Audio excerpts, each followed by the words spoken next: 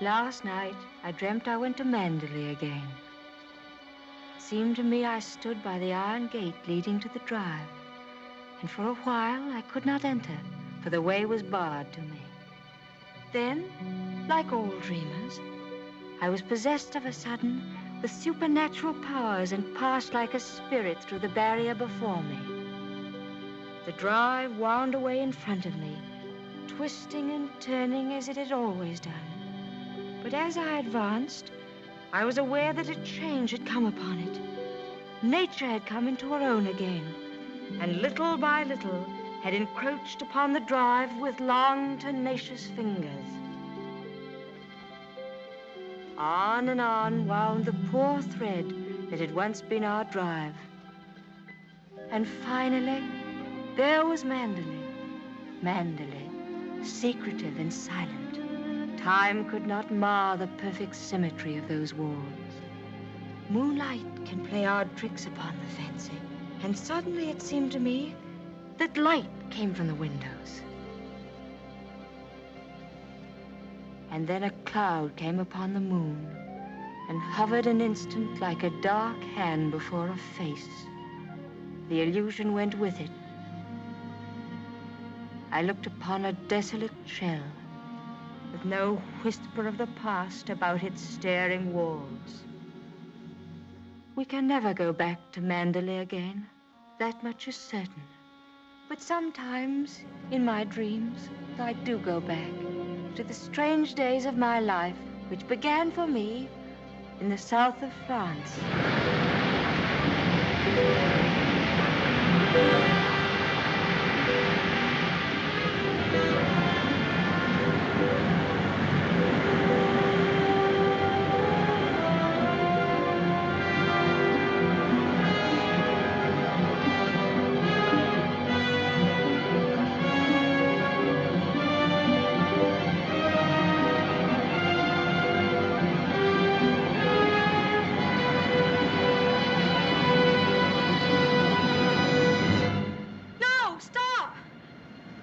What the devil are you shouting about? Who are you? What are you staring at? I'm sorry, I didn't mean to stare, but I only thought... Oh, you did it. Well, what are you doing here? I was only walking. Well, get on with your walking. Don't hang about here screaming.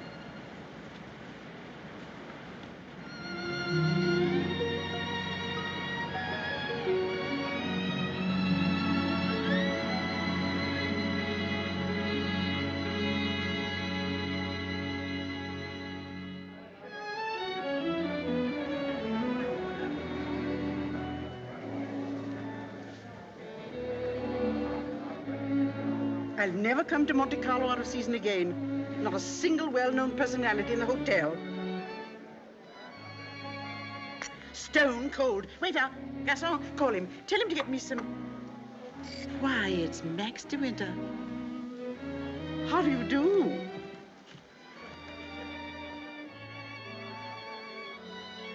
How do you do? I'm Edith Van Hopper. It's so nice to run into you here, just when I was beginning to despair of finding any old friends here in Monte. But do sit down and have some coffee. Mr. De Winter's having some coffee with me. Go and ask the stupid waiter for another cup.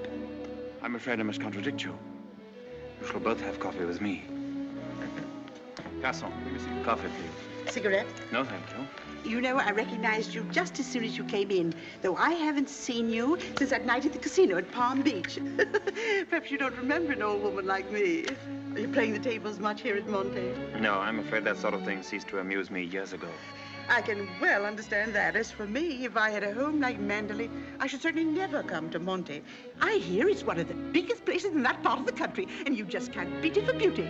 What do you think of Monte Carlo? Or don't you think of it at all? Oh, well, I think it's rather artificial. She's spoiled, Mr. De Winter. That's her trouble. Most girls will give their eyes for a chance to see Monte.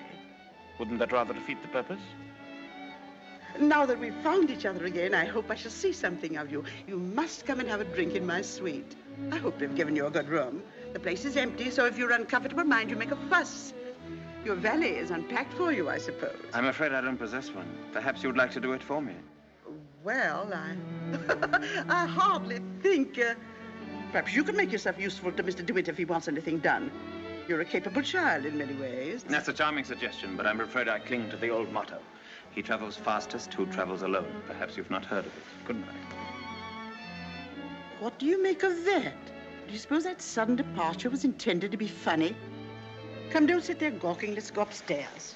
Have you got the key? Yes, Mrs. Van Hopper. I remember when I was younger, there was a well-known writer who used to dart down the back way whenever he saw me coming. I suppose he was in love with me and wasn't quite sure of himself. Well, c'est la vie. By the way, my dear, don't think that I mean to be unkind, but you were just a teeny-weeny bit forward with Mr. De Winter. Your effort to enter the conversation quite embarrassed me, and I'm sure it did him. Men loathe that sort of thing. Oh, come, don't sulk. After all, I am responsible for your behavior here. Perhaps he didn't notice it. Poor thing. I suppose he just can't get over his wife's death. They say he simply adored her.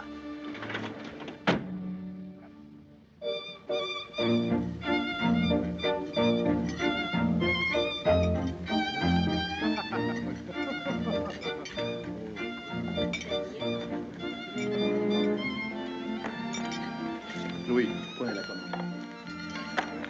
Oh, how awkward of me. Oh, what a stupid thing to do. Oh, I'm so sorry. Please don't bother. It doesn't really matter. Oh, leave that, leave that. Go and lay another place at my table. Mademoiselle will have lunch with me. Oh, but I couldn't possibly. Why not? Oh, well, please don't be polite. It's very kind of you, but I'll be all right if they just change the cloth. I wasn't being polite. I should have asked you to have lunch with me, even if we hadn't upset the vase so clumsily. Come along. We needn't talk to each other if we don't feel like it. Well, thank you very much.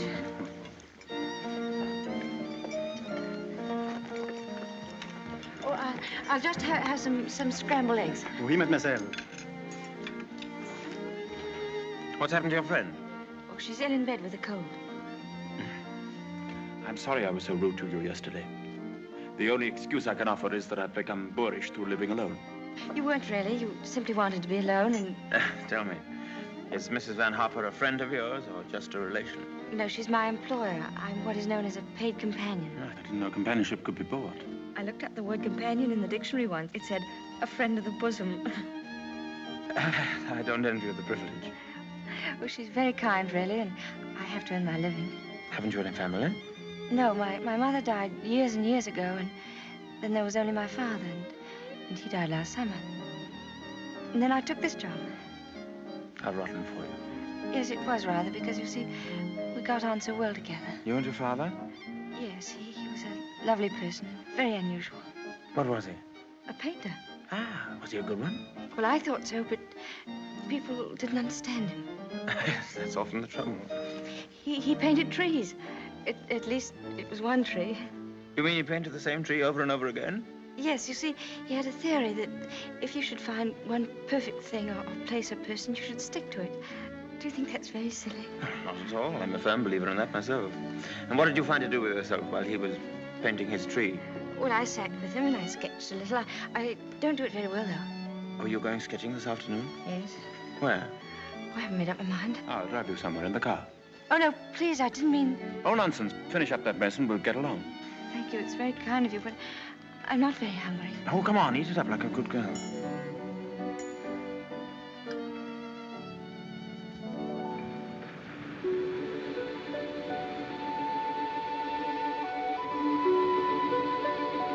You've taken long enough for that sketch. I shall expect a really fine work of art.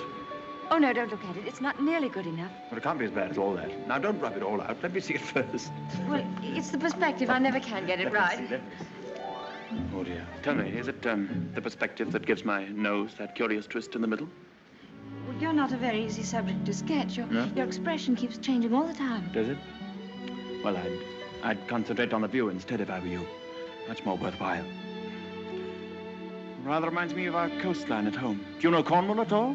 Yes, I went there once with my father on holiday. I was in a shop once, and I saw a postcard with a beautiful house on it right by the sea.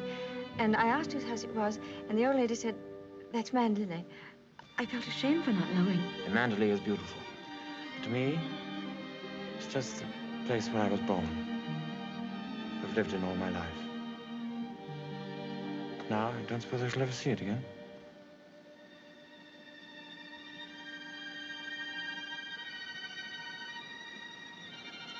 We're lucky not to be home during the bad weather, aren't we? I can't ever remember enjoying swimming in England till June, can you? The water's so warm here that I could stay in all day. There's a dangerous undertow, and there's a man drowned here last year. I never have any fear of drowning, have you?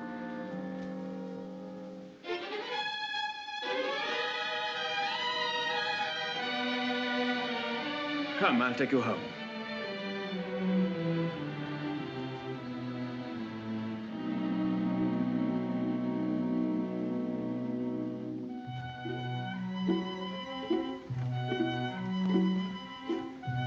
Oh, yes. I know Mr. DeWitt well. I knew his wife, too. Before she married, she was the beautiful Rebecca Hildreth, you know. She was drowned, poor dear, while she was sailing near Mandalay. He never talks about it, of course, but he's a broken man. I suppose I'd better have him. Wretched stuff. Give me a chocolate, quick.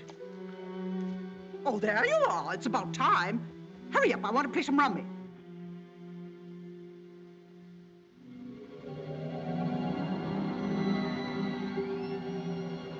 She was the beautiful Rebecca Hildreth, you know.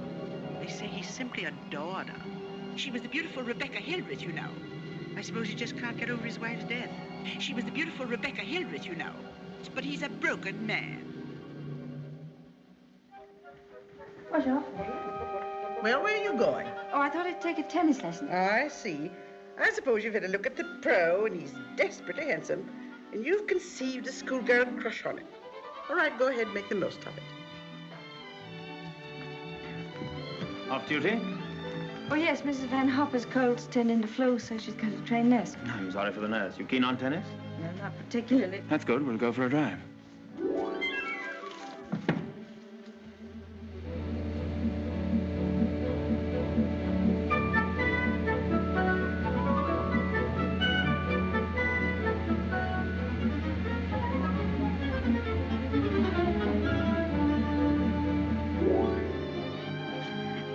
Good afternoon, Mrs. Van Hoff. How are you feeling? You got on rather well with him, didn't you? That pro must have been teaching you other things than tennis. Hurry up, I want you to make some calls. Wonder if Mr. DeWitt is still in the hotel.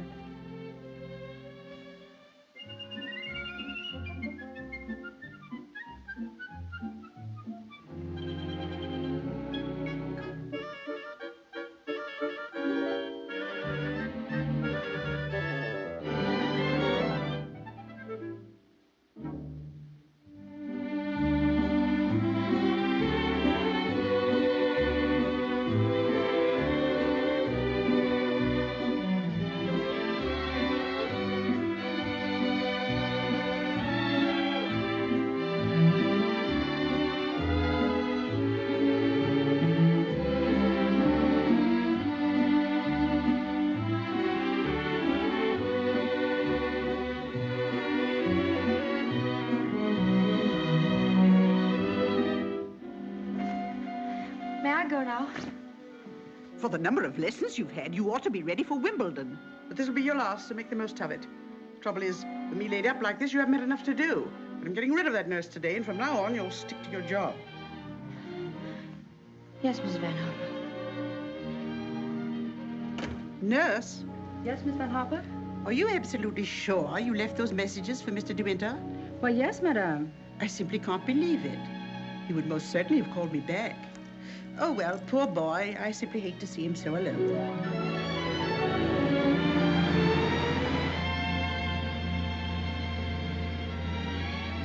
You know, I wish there could be an invention that bottled up the memory like perfume, and it never faded, never got stale. And then whenever I wanted to, I could uncork the bottle and live the memory all over again. And what particular moment in your young life would you want to keep? Oh, all of them. All these last few days. I feel as though I'd collected a whole shelf full of bottles. Sometimes, you know, those little bottles contain demons that have a way of popping out at you just as you're trying most desperately to forget.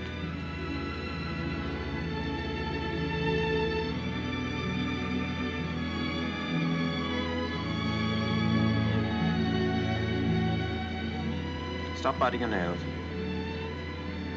Oh, I wish I were a woman of 36, dressed in black satin with a string of pearls. You wouldn't be here with me if you were. Would you please tell me, Mr. De Winter, why you asked me to come out with you? Oh, it's obvious that you want to be kind, but why do you choose me for your charity?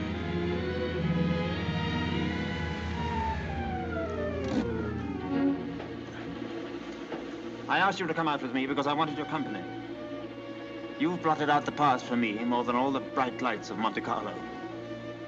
But if you think I just asked you out of kindness or charity, you can leave the car now and find your own way home. Go on, open the door and get out.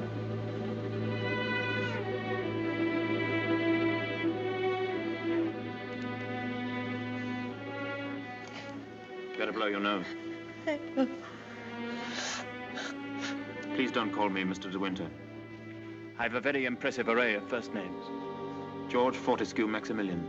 But you needn't bother with them all at once. My family call me Maxie. And another thing. Please promise me never to wear black satin or pearls. Or to be 36 years old. Yes, Maxie.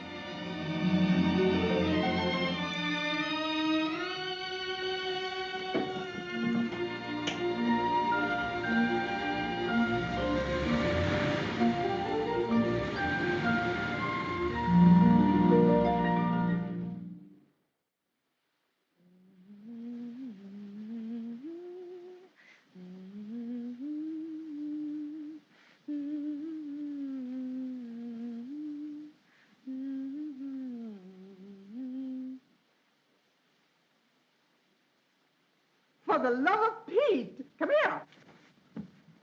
What do you think? My daughter's engaged to be married. Oh, really? How nice. We must leave for New York at once. Get reservations on the Aquitania, and we'll take the 12:30 train for Cherbourg. Hurry up and get in a maid to help with the packing. We've no time to waste. Go on and do dawdle. Mr. De Winter, please. Oh, he's gone out riding. He won't be back till noon. Oh. Well, give me the porter, please.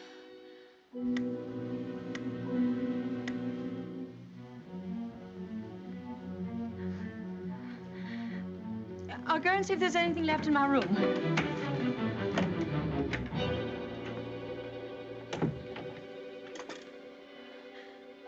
Has Mr. De Winter come in yet? Oh, he has. Would you connect me, please?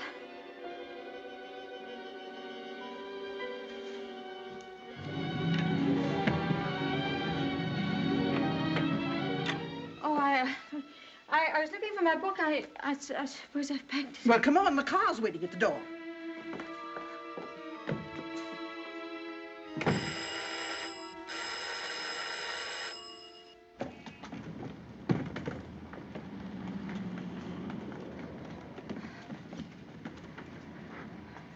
I'd like to leave a forwarding address if they happen to find that book.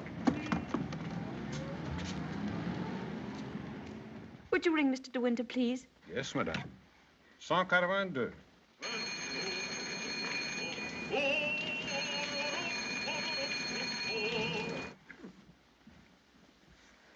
There isn't any answer. Thank you. Tell her to hurry up. Yes, madame. I was looking for Mr. De Winter. Mr. De Winter just ordered breakfast in his room, mademoiselle.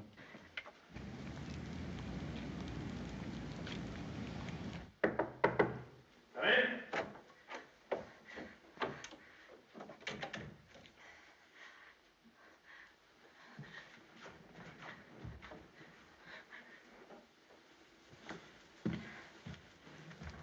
Hello.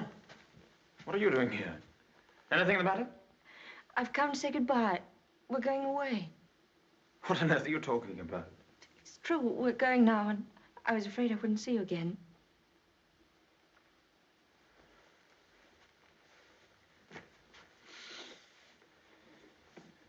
Where's she taking you to? New York. I don't want to go. I shall hate it. I shall be miserable.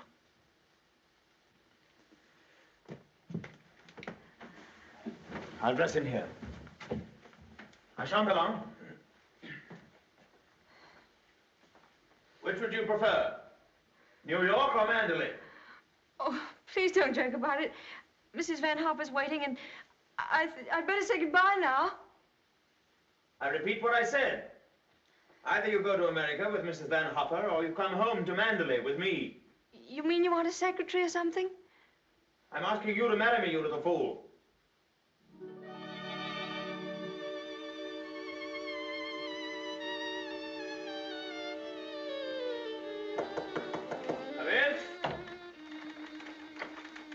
Is that my food? I'm famished. I didn't have any breakfast.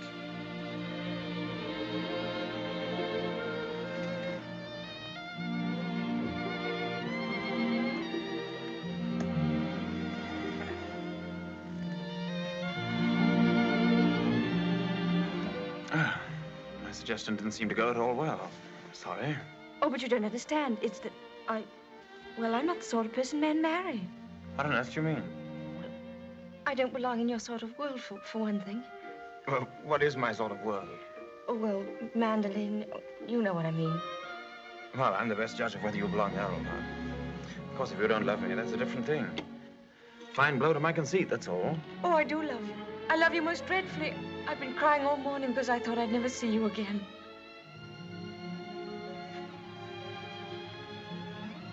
Bless you for that. I'll remind you of this one day. You won't believe me. It's a pity you have to grow up. Oh, now that's settled. You may pour me out some coffee. 2 lumps of sugar and some milk, please. Same with my tea, don't forget. Who's going to break the news to Mrs. Van Hopper? Shall you or shall I? Oh, you tell it. She'll be so angry. What's the number of her room?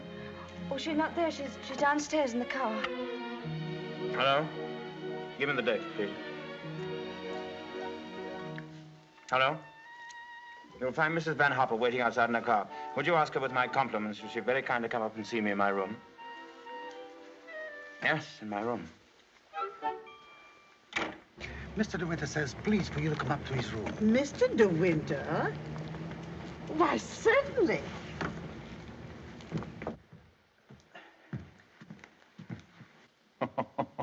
This isn't at all your idea of a proposal, is it? It should be in a conservatory. You in a white frock with a red rose in your hand, and a violin playing in the distance, and I should be making violent love to you behind a palm tree. Poor darling. Never mind. Oh, I don't mind. Don't worry, don't worry. You won't have to say a word. I'm so glad you called me, Mr. De Winter. I was making a hasty departure. It was so rude of me not to let you know. But a cable came this morning announcing that my daughter is engaged to be married. That's rather a coincidence, Mrs. Van Hopper. I asked you up here in order to tell you of my engagement. You don't mean it? Oh, how perfectly wonderful. How romantic. Who is the lucky lady? I apologize for depriving you of your companion in this abrupt way. I do hope it won't inconvenience you too greatly. When did all this happen? Just now, Mrs. Van Hopper. Just a few minutes ago. I simply can't believe it. And I suppose I ought to scold you for not having breathed a word of all of this to me. What am I thinking of? I shall give you both my congratulations and my blessings. I'm very happy for you both. When and where is the wedding to be? Here, as soon as possible.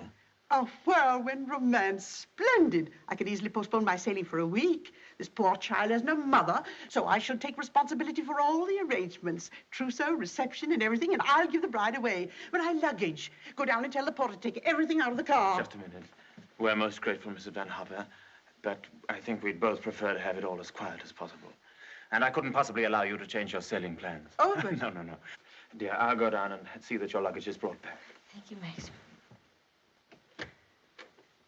So this is what's been happening during my illness.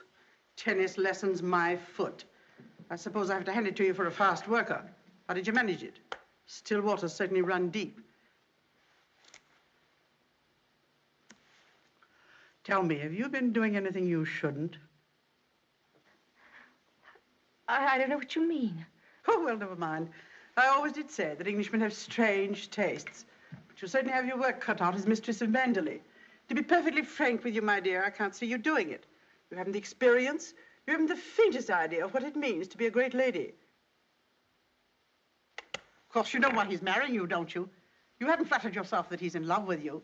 Fact is, that empty house got on his nerves to such an extent, he nearly went off his head. He just couldn't go on living alone. You better leave, Mrs. Van Hopper. You'll miss your train.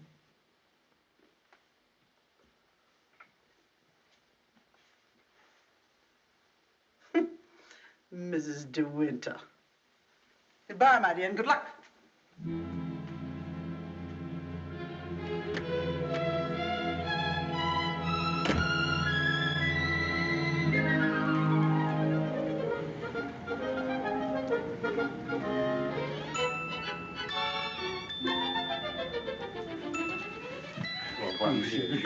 Merci.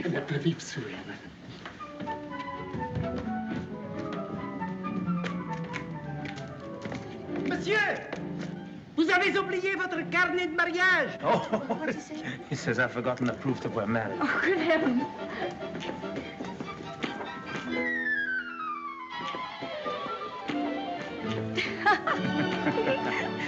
Ah, somebody else had the same idea.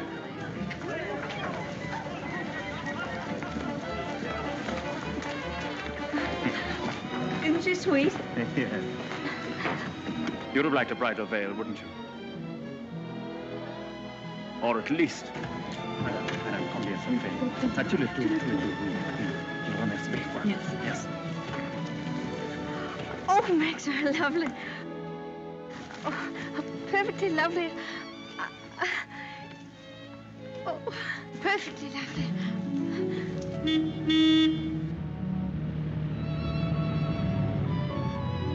Welcome home, Mr. De Winter. Thank you, Smith.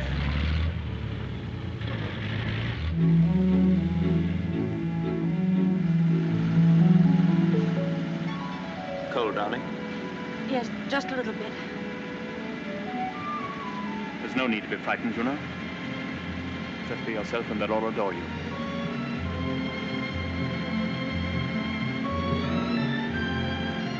You don't have to worry about the house at all. Mrs. Danvers is the housekeeper. Just leave it to her.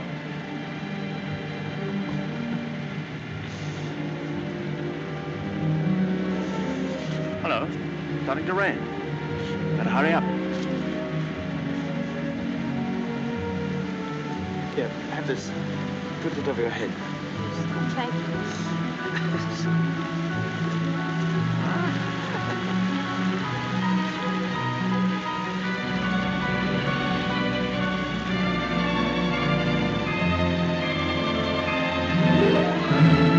That's it. That's Manderley.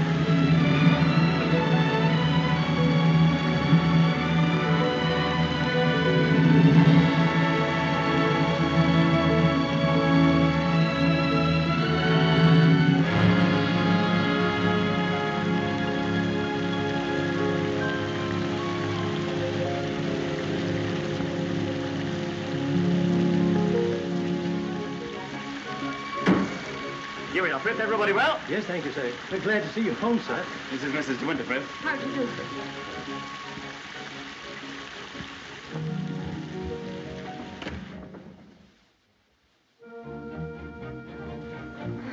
I didn't expect the whole staff to be in attendance. Miss Danvers' orders, sir.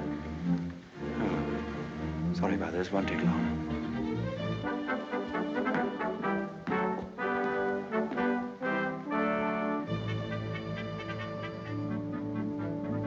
This is Mrs. Danvers. How do you do? How do you do? I have everything in readiness for you. That's very good of you. I didn't expect anything.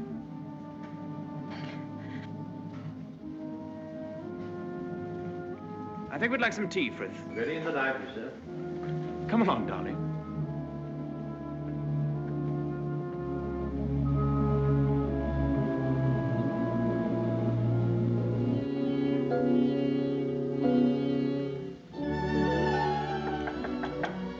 Oh, Maxim, come in. Oh, good evening, Mrs. Danvers. Good evening, madam.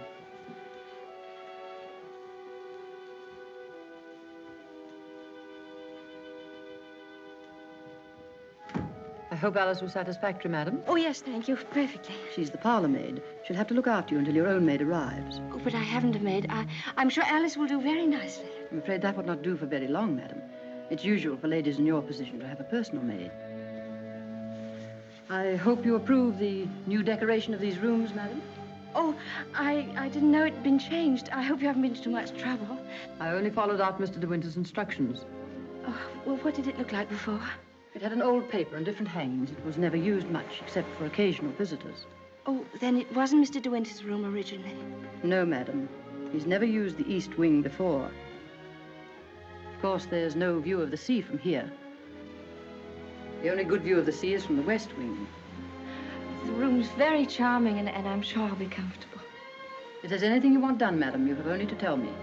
I suppose you've been at Manderley for many years, longer than anyone else. Not so long as Frith. He was here when the old gentleman was living, when Mr. De Winter was a boy. Oh, I see, and you didn't come till after that. I came here when the first Mrs. De Winter was a bride.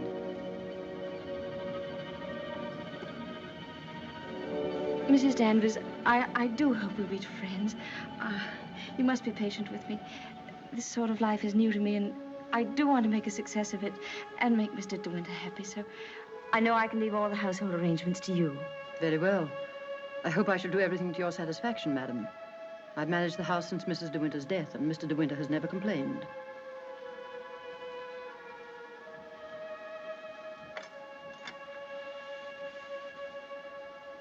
I think I'll go downstairs now.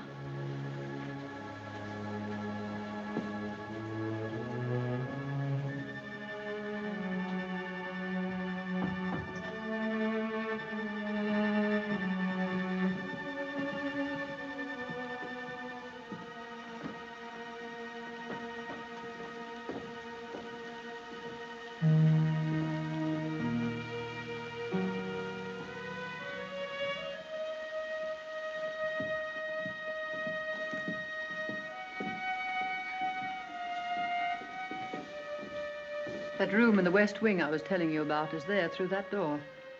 It's not used now. It's the most beautiful room in the house. The only one that looks down across the lawns to the sea. It was Mrs. De Winter's room.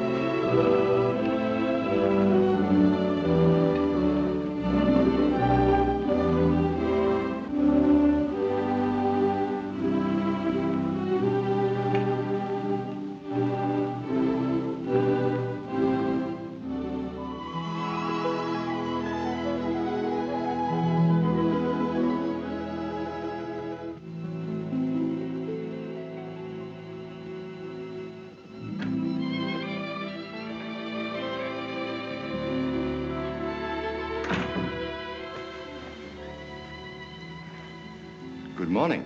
Good morning. You're Mrs. De Winter, aren't you? Yes. My name's Crawley.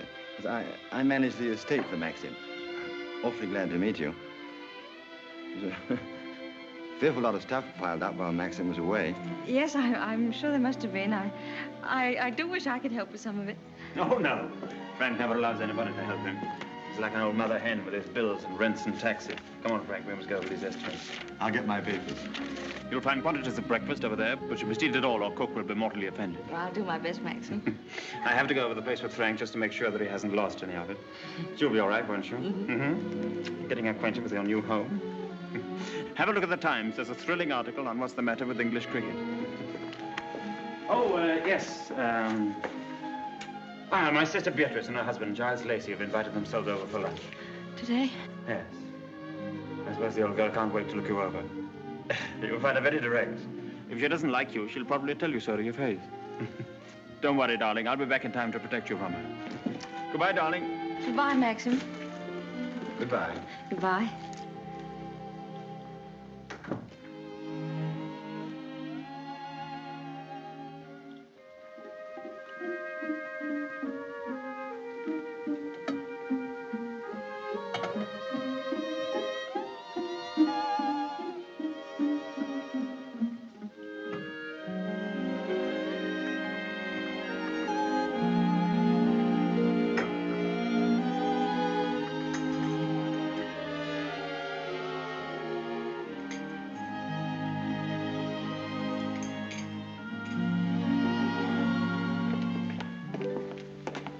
morning, madam. Good morning, Frith.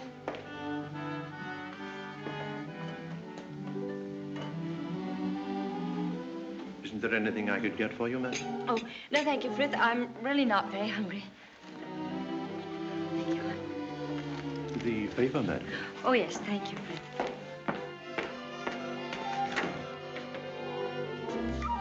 Madam. I slipped. Oh, thank you, Frith.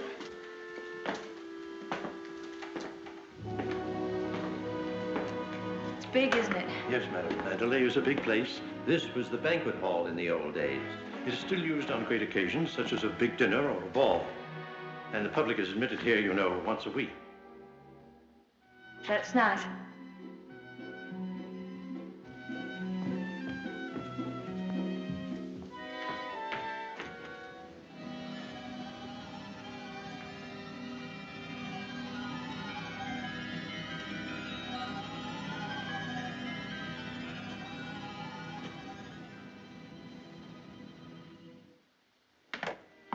I beg pardon, madam.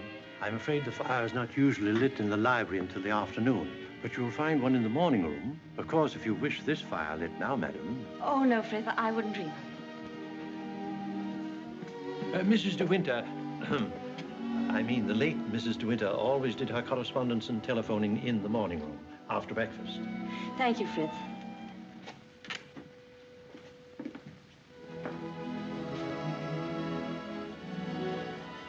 Is anything wrong, madam? Oh, no. Which way is the morning room? Oh, it's that door there, on the left. Oh, yes, thank you.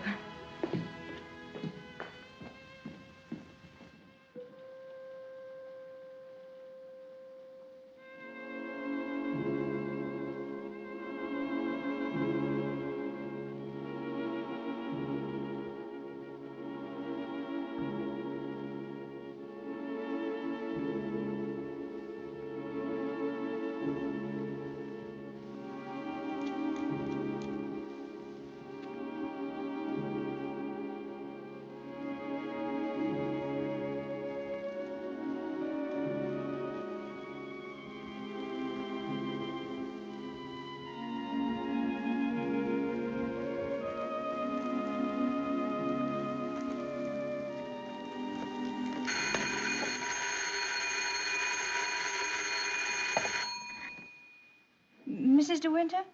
Oh, I'm afraid you've made a mistake. Mrs. De Winter's been dead for over a year. Oh, I mean...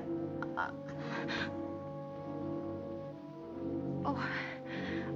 That was the house telephone, madam. Probably the head gardener wishing instructions. Did you want to see me, Mrs. Danvers? Mr. De Winter informed me that his sister, Mrs. Lacey, and Major Lacey are expected for luncheon. I'd like to know if you approve of the menu. Oh, well, I'm sure it's very suitable, very nice indeed. You'll notice, madam, that I've left a blank space for the sauce. Mrs. De Winter was most particular about sauces. Let's have whatever you think that Mrs. De Winter would have ordered. Thank you, madam. When you've finished your letters, Robert will take them to the post. My letters? Oh, yes, of course. Thank you, Mrs. Danvers.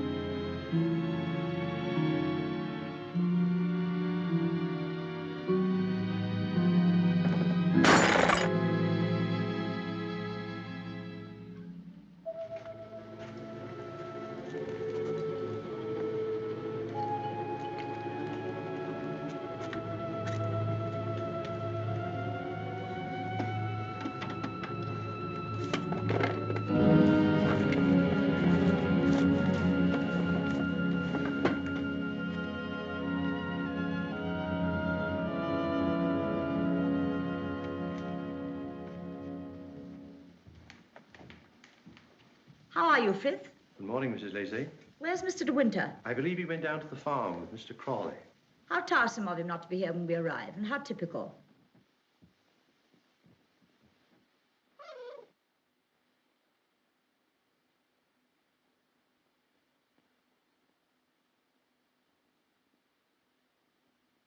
I must say old Danvers keeps the house looking lovely. She certainly learnt that trick of arranging flowers from Rebecca. I wonder how she likes it now, being ordered about by an ex-chorus girl. Now, where on earth did you get the idea she's an ex-chorus girl? He picked her up in the south of France, didn't he? What if he did? Well, I mean to say, there you are.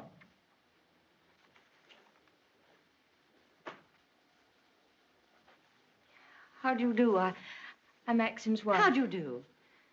Well, I must say you're quite different from what I expected. Oh, but Cecilia, she's exactly what I told you she'd be. Well, how do you like Mandela? Very beautiful, isn't it?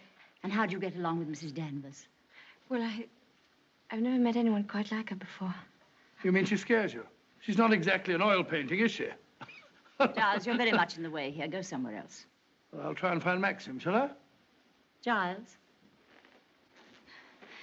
I didn't mean to say anything against Mrs. Danvers. Oh, there's no need for you to be frightened of her. But I shouldn't have any more to do with her than you can help. Shall we sit down? Oh, yes, please. You see, she's bound to be insanely jealous at first. And she must resent you bitterly. Why should she? Don't you know? I should have thought Maxine would have told you. She simply adored Rebecca.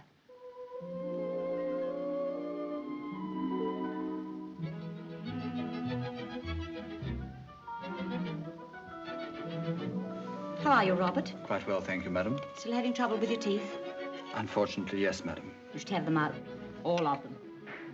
Wretched nuisances, teeth. Thank you, madam. What a plateful. Do you hunt? No, I don't. I'm afraid I don't even ride. Oh, have to ride down here. We all do. Which do you ride, side saddle or astride? Oh, yes, of course, I forgot you don't, do you? You must. Nothing else to do down here. Maxine, when are you going to have parties here again, like the old days? Oh, I haven't thought about it. But everyone's dying to see you, and... Yes, I bet they are. Why don't you have the masquerade ball again this summer? My dear, you fond of dancing? Well, I love it, but I'm not very good at it. Do you rumba? I've never tried. You must teach me. I say, but I'm trying to find out exactly what your wife does do. She sketches a little. Sketches? Well, not this modern stuff, I hope. You know, portrait of a lampshade upside down to represent a soul in torment. Don't sail, do you? No, I don't. Thank goodness for that. Huh?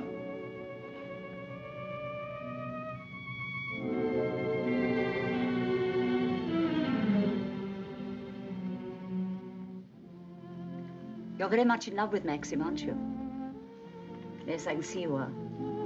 Don't mind my saying so, but why don't you do something about your hair? Why don't you have it cut or sweep it back behind your ears? Oh, no, that's worse. What does Maxim say about it? Does he like it like that? Well, he never mentions it. Oh, well, don't go by me. I can see by the way you dress you don't care a hoot how you look. But I wonder Maxim hasn't been at you.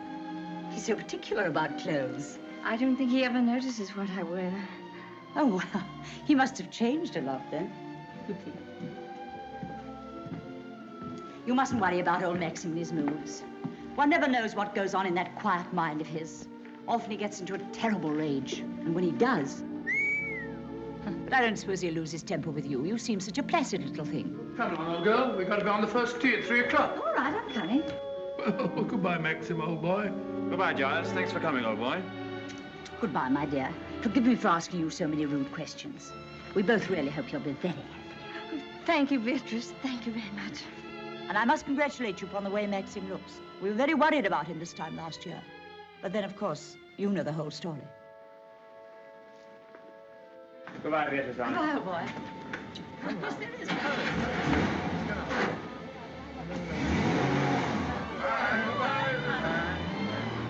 Well, thank heavens they've gone. Now we can have a walk about the place. Looks as though we might have a shower, but she won't mind that, will you? No, but wait a minute. I'll go upstairs and get a coat. There's a heap of Macintoshes in the flower room. Robert, run and get a coat from the flower room for Mrs. De Winter, will you? What do you think of Beatrice? Oh, I liked her very much, but she kept saying that I was quite different from what she expected. What the devil did she expect? Oh, someone smarter and more sophisticated, I'm afraid. Oh. Do you like my hair? Your hair? Yes, of course I do. What's the matter with it? Oh, I don't know. I just wondered. How funny you are. Thank you. Do I have to put it on? Yes, certainly, certainly, certainly. Can't be too careful with children. Come on, Jasper, come and take some of that fat off.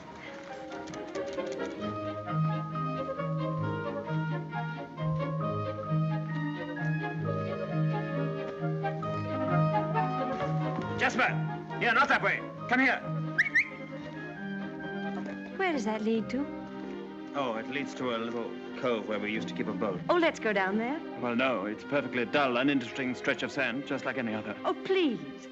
Well, all right, we'll walk down and take a look if you really want to.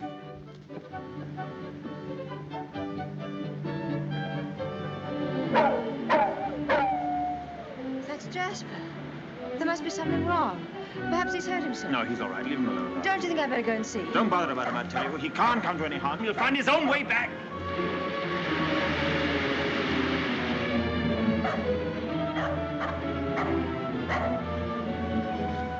Jasper!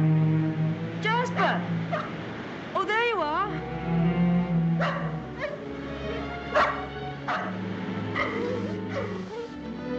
What do you want in there, Jasper? Come on. Come on home. Let's go home. Jasper,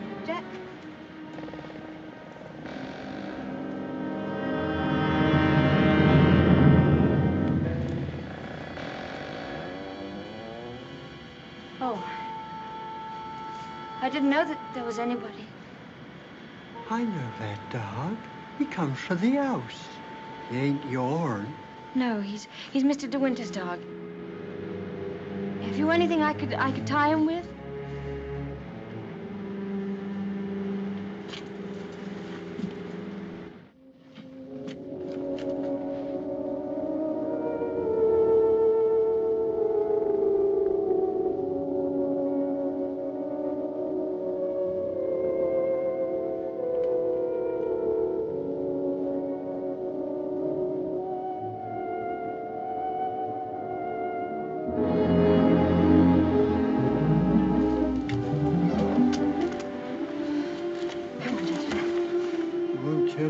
You saw me in there, will you?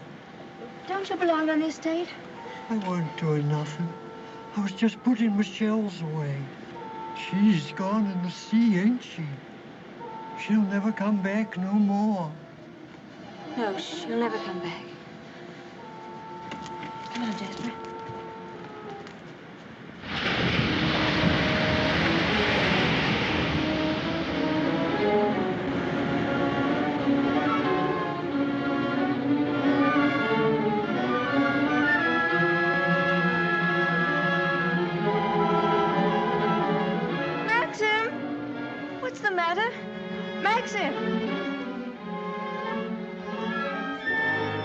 Such a time, but I had to find a rope for Jasper. Hurry up, Jasper, for heaven's sake. Please wait for me. Maxim, what is it? You look so angry. You know I didn't want you to go there, but you deliberately went. Why not? There was only a cottage down there and a strange man who was... You didn't go into the cottage, did you? Yes, the door... Well, don't go there again, do you hear? Why not? Because I hate the place, and if you had my memories, you wouldn't go there or talk about it or even think about it. What's the matter? Oh, I'm sorry, please. We should have stayed away. We should never have come back to Manderley.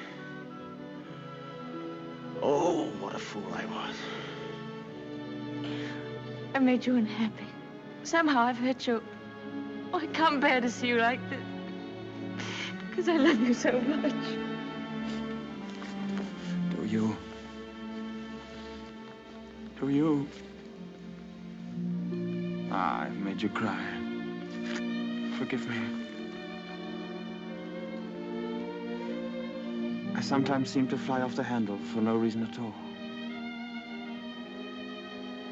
Don't I? Come. We'll go home and have some tea and forget all about it. Yes, let's forget all about it. Here, let me have Jasper.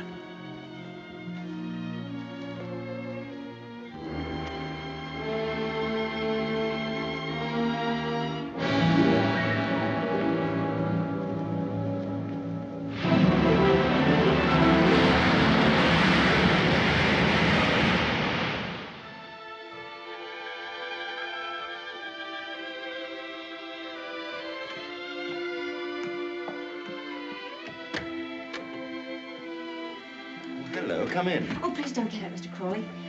I was just wondering if you meant what you said the other day about showing me the run of things. Of course I did. What are you doing now? Notifying all the tenants that in celebration of Maxim's return with his bride, this week's rent will be free. Oh, was that Maxim's idea? Oh, yes. All the servants get an extra week's wages, too. Oh, he didn't tell me. Can't I help you? I could at least lick the stamps. Well, it's terribly nice of you. Won't you sit down? Oh, yes, thank you.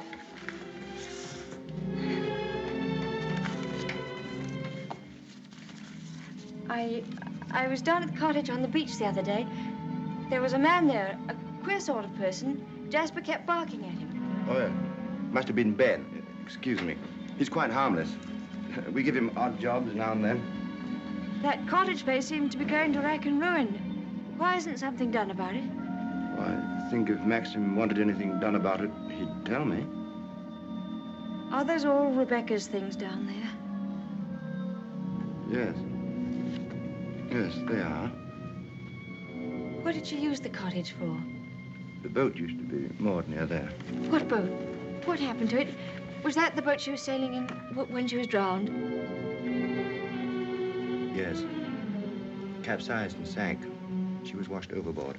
Wasn't she afraid to go out like that alone? She wasn't afraid of anything. Where did they find her?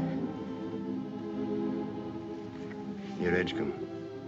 About 40 miles up channel, about 2 months afterwards. Maxim went up to identify her. It was horrible for him. Yes, it must have been. Mr. Crawley, please don't think me morbidly curious. It isn't that. It's just that I feel at such a disadvantage. All the time, whenever I meet anyone, Maxim's sister or even the servants, I know they're all thinking the same thing. They're all comparing me with her, with Rebecca. Oh, you mustn't think that. I can't tell you how glad I am that you married Maxim. It's going to make all the difference to his life. And from my point of view, it's very refreshing to find someone like yourself who's not entirely in tune, shall we say, with Manderley. That's very sweet of you. I dare say I've been stupid, but every day I realize the things that she had and that I lacked. Beauty and wit and intelligence and all the things that are so important in a woman. Oh, you have qualities that are just as important. More important, if I may say so. Kindness and sincerity and, if you'll forgive me, modesty mean more to a husband than all the wit and beauty in the world. We none of us want to live in the past. Maxim least of all. It's up to you, you know, to lead us away from it. I promise you I won't bring this up again, but before we end this conversation, would you answer just one more question? If it's something I'm able to answer, I'll do my best.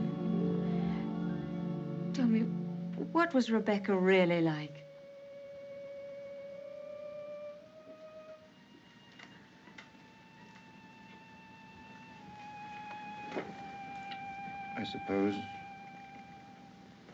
I suppose she was the most beautiful creature I ever saw.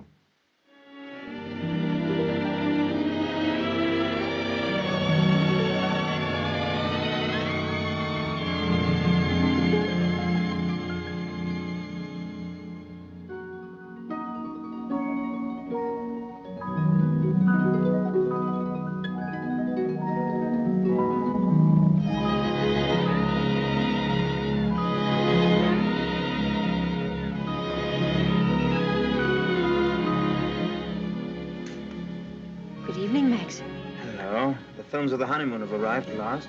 We timed, you think, before dinner?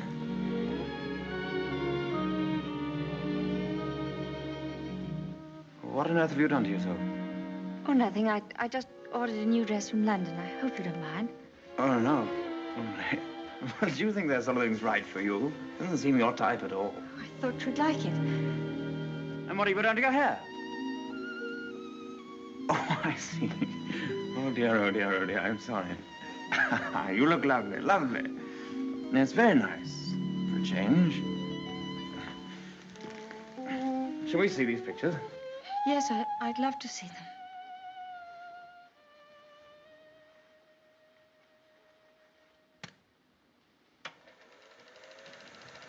Ah, look now.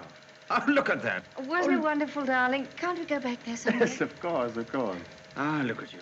Won't our grandchildren be delighted when they see how lovely you were? Oh, look at you. Yes.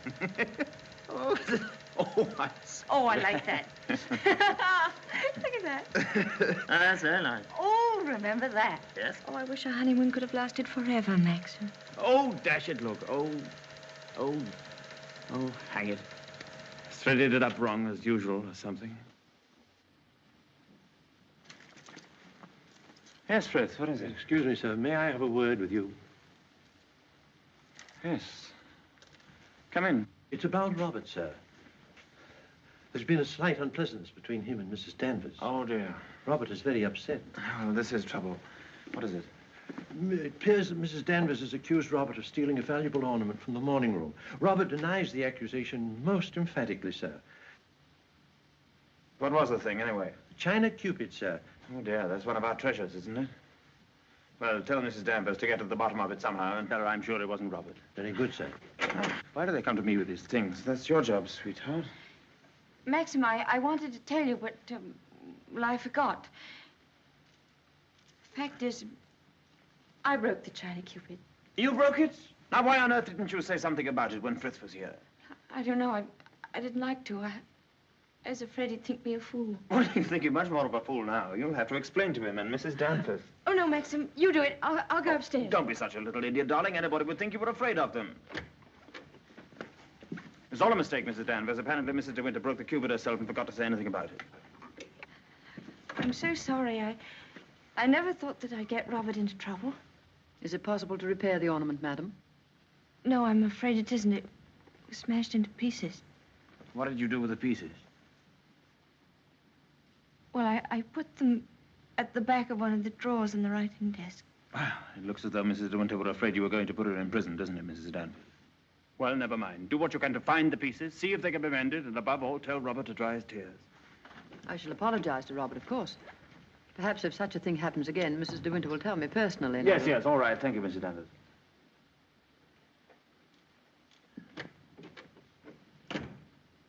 Well, I suppose that clip will hold all right. I don't know.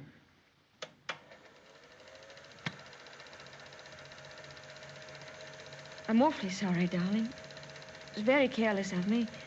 Mrs. Danvers must be furious with me. Oh, hang Mrs. Danvers. Why on earth should you be frightened of her?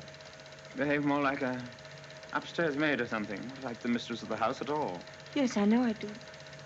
But I feel so uncomfortable. I try my best every day, but it's very difficult with people looking me up and down as if I were a prize cow. Well, what does it matter if they do? You must remember that life at Mandel is the only thing that interests anybody down here. What a slap in the eye I must have been to them then. I suppose that's why you married me.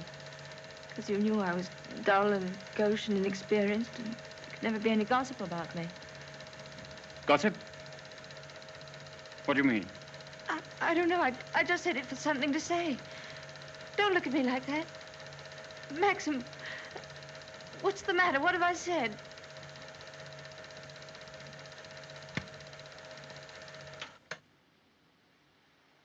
Wasn't a very attractive thing to say, was it? No. It was rude, hateful.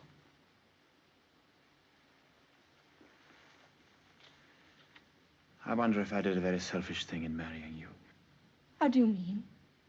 I'm not much of a companion to you, am I? You don't get much fun, do you? You ought to have married a boy. Someone of your own age. Maxim, why do you say this? Of course we're companions. Are we? I don't know. I'm very difficult to live with. No, you're not difficult. You're easy, very easy. Our marriage is a success, isn't it? A great success? We're happy, aren't we? Terribly happy.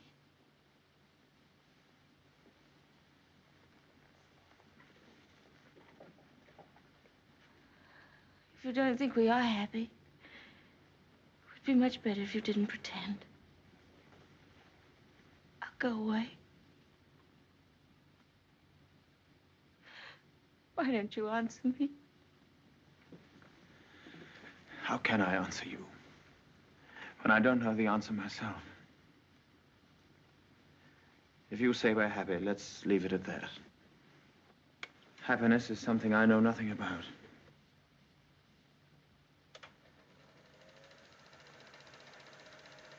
Oh, look. There's the one when I left the camera running on the tripod, remember?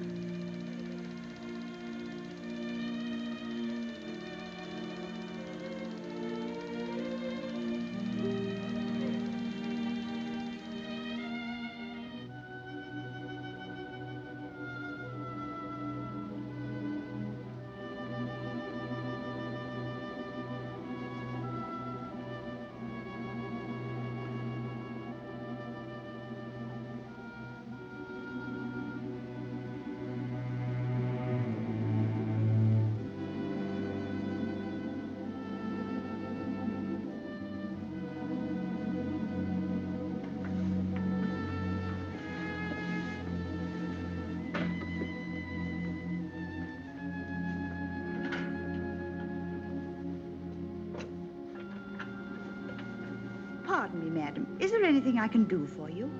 Yes, I'm all right, Hilda. Thank you very much. I'll bring the sandwiches immediately, madam.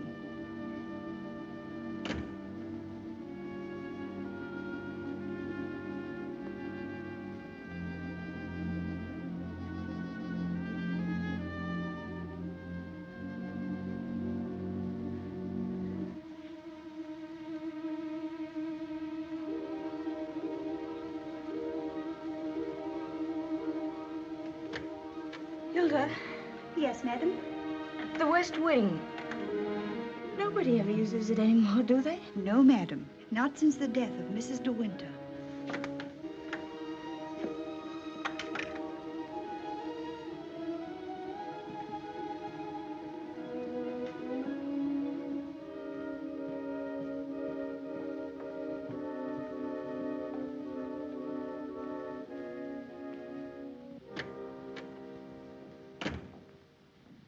Come along, Mr. Jack, or someone may see you. Well, Danny, old Harvey, it's been good to see you again. I've been simply breathless to pick up all the news. I really don't think it's wise for you to come here, Mr. Jack. Jasper, come here. Oh, nonsense, nonsense. It's just like coming back home. Quiet, Mr. Jack. Yes, and we must be careful not to shock Cinderella, mustn't we? She's in the morning room. If you leave through the garden door, she won't see you. I must say I feel a little like the poor relation sneaking around through back doors. Well, toodaloo, Danny. Goodbye, Mr. Jack. And please be careful.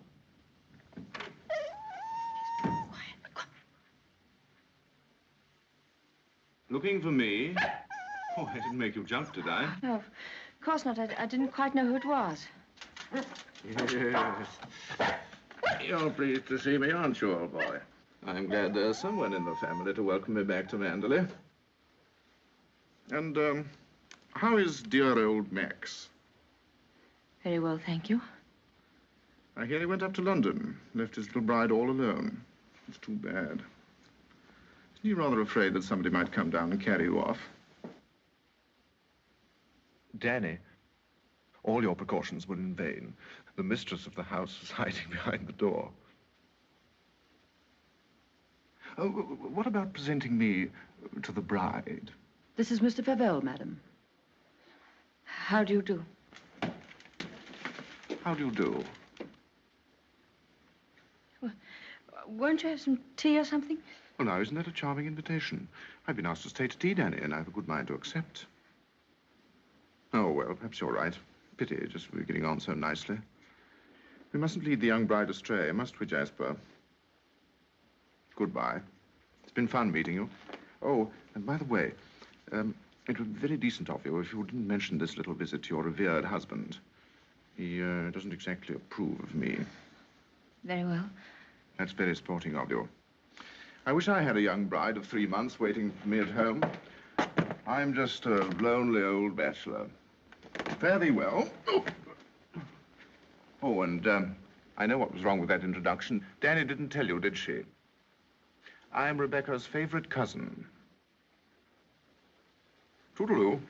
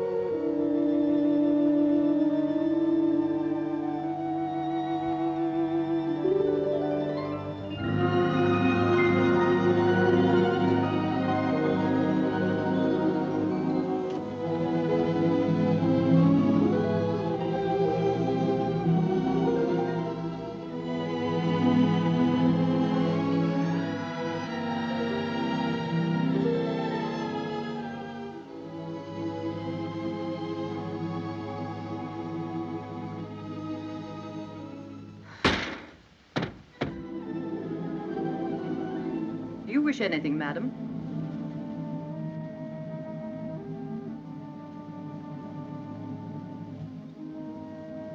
I didn't expect to see you, Mrs. Danvers. I noticed that the window wasn't closed, and I came up to see if I could fasten it. Why did you say that?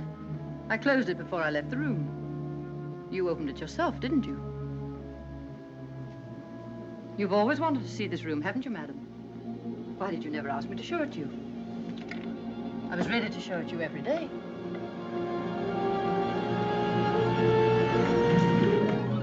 It's a lovely room, isn't it? Loveliest room you've ever seen.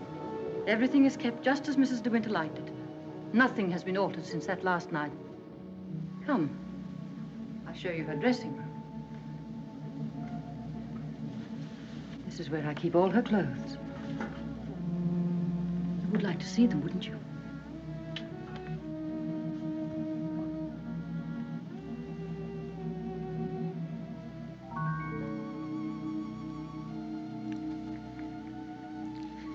Feel this. It was a Christmas present from Mr. De Winter. He was always giving her expensive gifts the whole year round. I keep her underwear on this side. They were made specially for her by the nuns in the convent of St. Clair. I always used to wait up for her, no matter how late. Sometimes she and Mr. De Winter didn't come home until dawn. While she was undressing, she'd tell me about the party she'd been to. She knew everyone that mattered. Everyone loved her. When she'd finished her bath, she'd go into the bedroom and go over to the dressing table.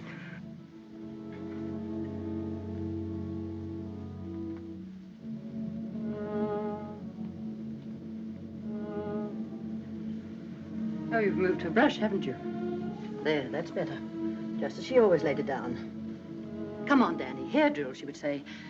I'd stand behind her like this and brush away for 20 minutes at a time. And then she would say, "Good night, Danny," and step into her bed.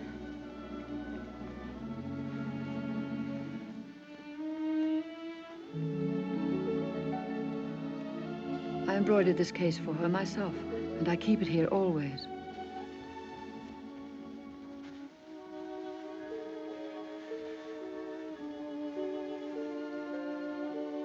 Did you ever see anything so delicate?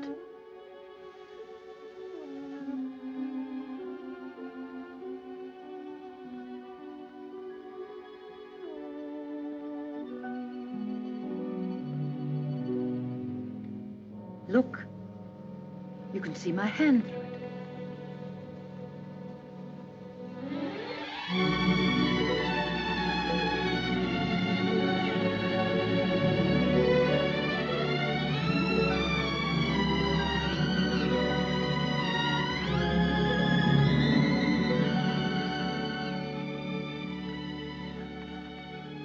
You wouldn't think she'd been gone so long, would you?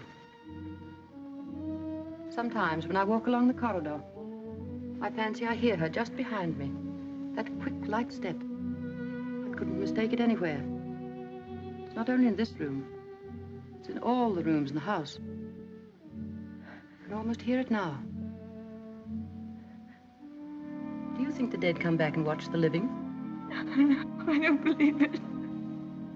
Sometimes.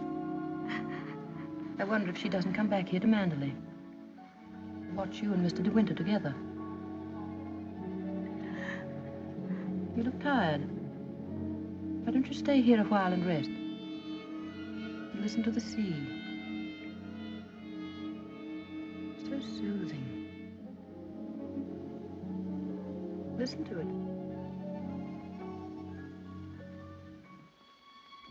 Listen.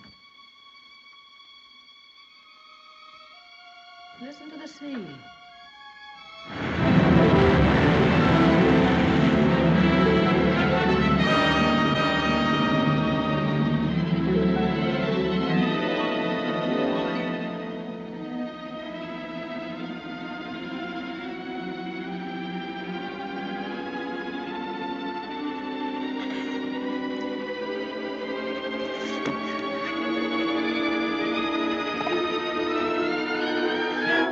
Mrs. Danvers, I wish to see her immediately.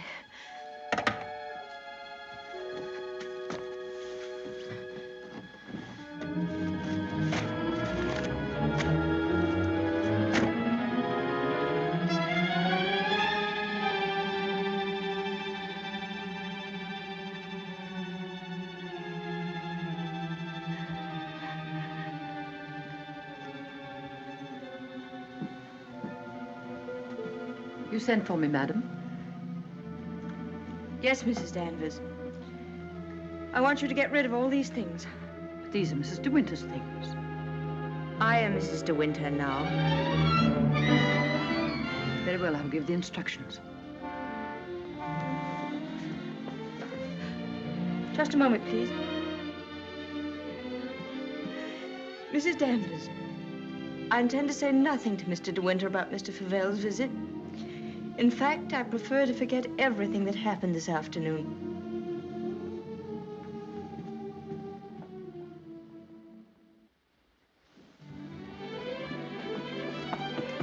Maxim, you've been gone all day. Choking. Oh. Well. What have you been doing with yourself? Oh, I've been thinking. Oh, what do you want to do that for? Oh, come in here and I'll tell you. Darling, could we have a costume ball, just as you used to? Now, what put that into your mind? Has Beatrice been at you? No, but I feel that we ought to do something to make people feel that Mandalay is just the same as it always was. Oh, please, darling, could we? You don't know what it would mean, you know. You would have to be a hostess to hundreds of people. All the county. And a lot of young people will come up from London and turn the house into a nightclub. Oh, yes, but I want to. Oh, please. I've never been to a large party, but I could learn what to do, and I promise you, you wouldn't be ashamed of me.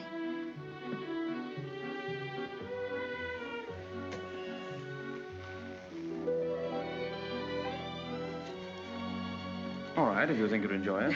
You better get Mrs. Danvers to help you, hadn't you? No, I don't need Mrs. Danvers to help me. I can do it myself. All right, my sweet.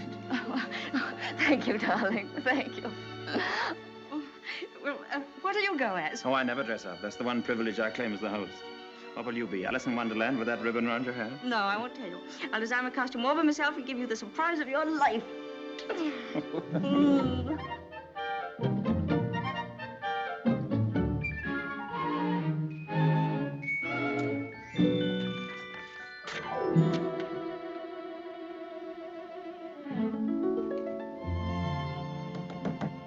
Come in.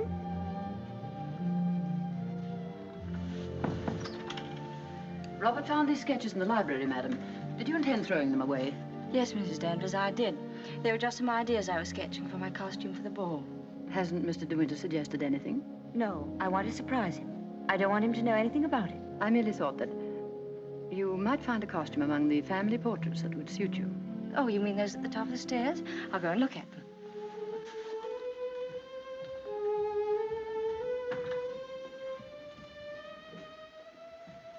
This one, for instance. It might have been designed for you. I'm sure you could have it copied. I've heard Mr. De Winter say that this is his favorite of all the paintings. It's Lady Caroline De Winter, one of his ancestors. Oh, well, that's a splendid idea, Mrs. Danvers. I'm very grateful.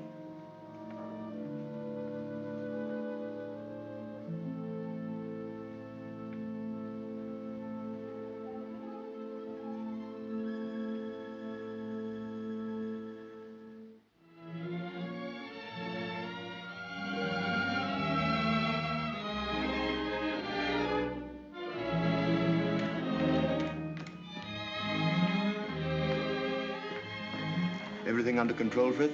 Yes, thank you. Excuse me, sir. Are you supposed to be a schoolmaster? Oh, no. This is just my old cap and gown. Certainly makes a very nice costume, sir. And economical, too. Yes, that was the idea.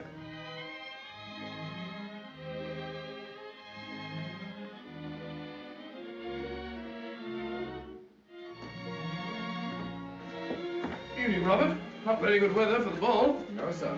Very misty on the way, and very chilly. Oh, this wig's so tight they ought to have sent an aspirin with it. Hello. Oh. What's the idea, Adam and Eve? Oh, Maxim, don't be disgusting. Strong man, old man. Yes. Where's my weight thing? What thing? You haven't left it in the car, have you? Oh. Oh, there it is. You were the first one down? Yes. Where's the child? And she's keeping her costume a terrific secret. Wouldn't even let me into her room. Oh, lovely. I'll go up and give her a hand. I could do with a drink. Won't you catch cold in that thing? Don't be silly. Pure wool, old boy. Pardon me, sir. You forgot this.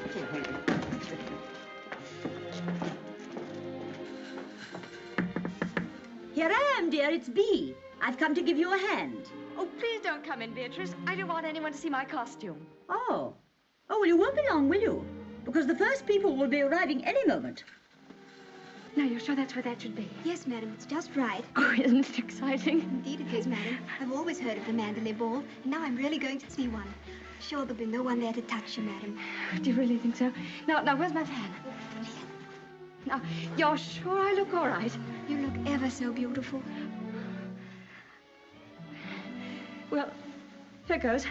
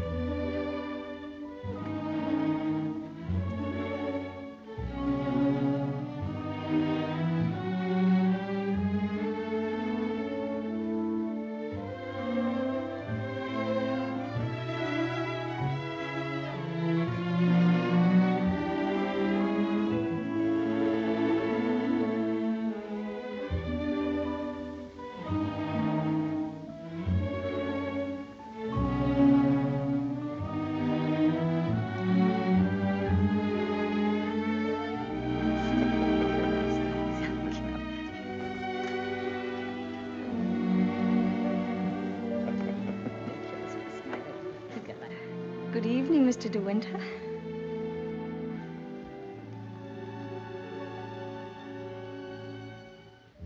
What the devil do you think you're doing? But it's the picture, the one in the gallery.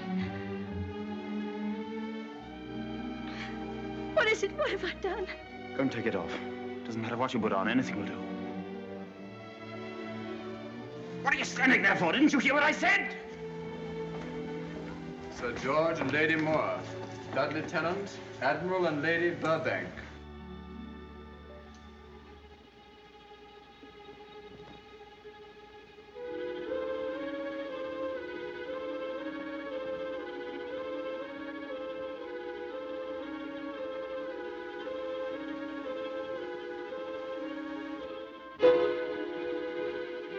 I watched you go down, just as I watched her a year ago. Even in the same dress, you couldn't compare. You knew it. You knew that she wore it, and yet you deliberately suggested I wear it. Why do you hate me? What have I done to you that you should ever hate me so? You tried to take her place. You let him marry you. I've seen his face, his eyes. They're the same as those first weeks after she died. I used to listen to him, walking up and down, all night long, night after night, thinking of her, suffering torture because he'd lost her. I don't want to know. I don't want to know. You thought you could be Mrs. De Winter, live in her house, walk in her steps, take the things that were hers, but she's too strong for you. You can't fight her. No one ever got the better of her, never, never. She was beaten in the end, but it wasn't a man, it wasn't a woman. It was the sea. Oh, stop it, oh, stop it.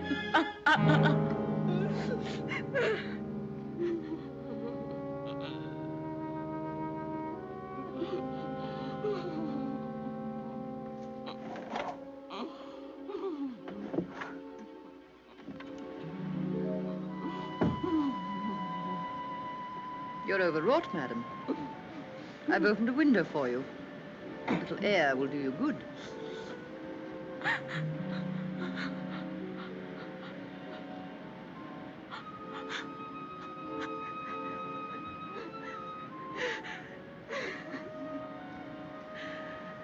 Why don't you go?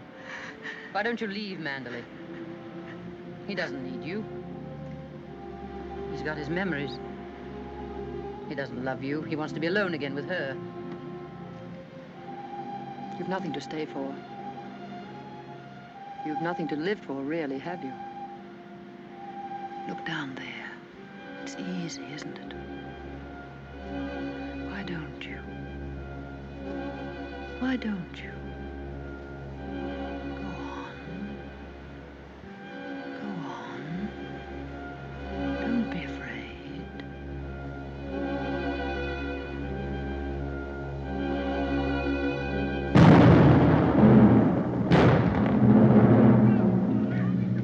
Shipwreck! Ship on the rocks!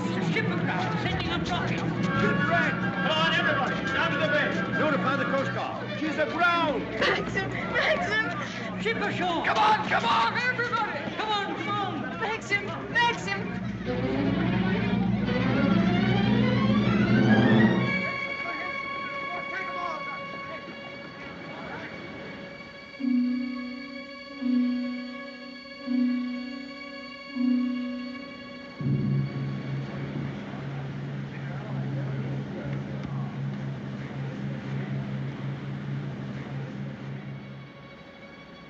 Oh!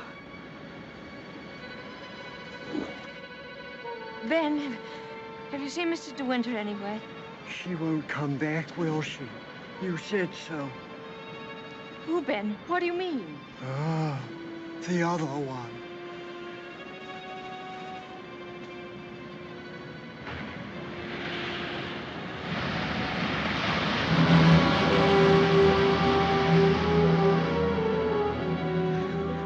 Frank, have you seen Maxim anywhere? Not since about half an hour ago.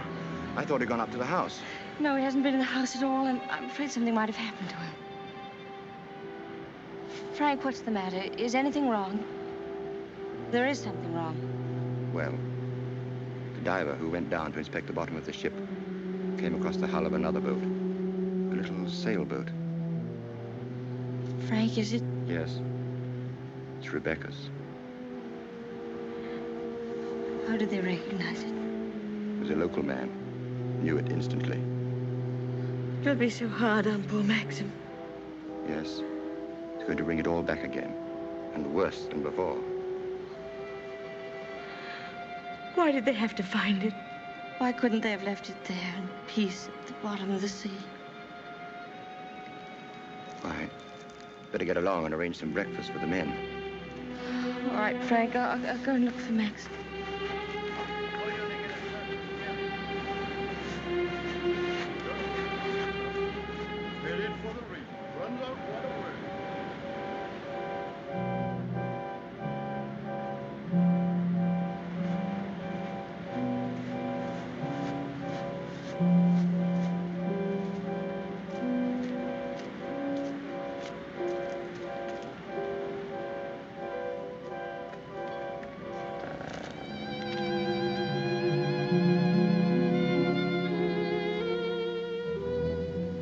Hello. Maxim! You haven't had any sleep. Have you forgiven me? Forgiven you? What have I got to forgive you for? For last night, my stupidity about the costume. Oh, that. I'd forgotten. I was angry with you, wasn't I? Hmm. Maxim, can't we start all over again? I don't ask that you should love me. I won't ask impossible things. I'll be your friend, your companion. I'll be happy with that.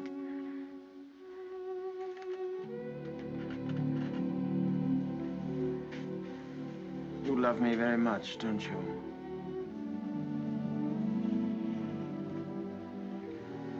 But it's too late, my darling. We've lost our little chance of happiness. No, Maxim, no. Yes. It's all over now.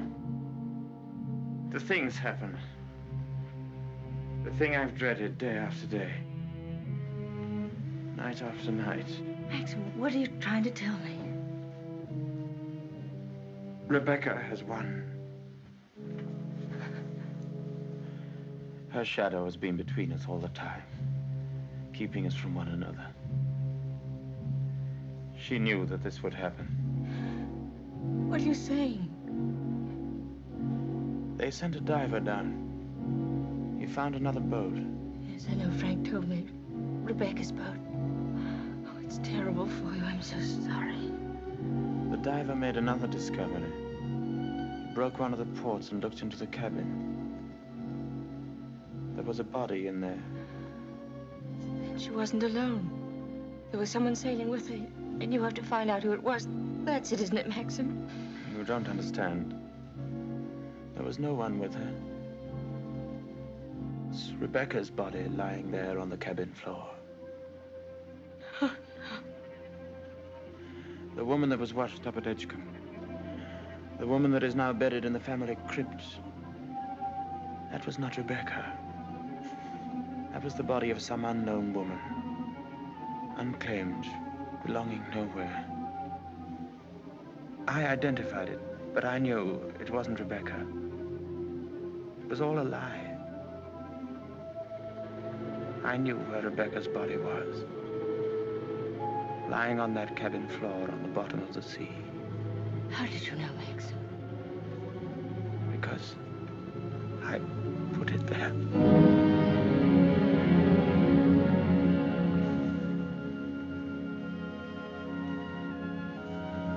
Will you look into my eyes and tell me that you love me now?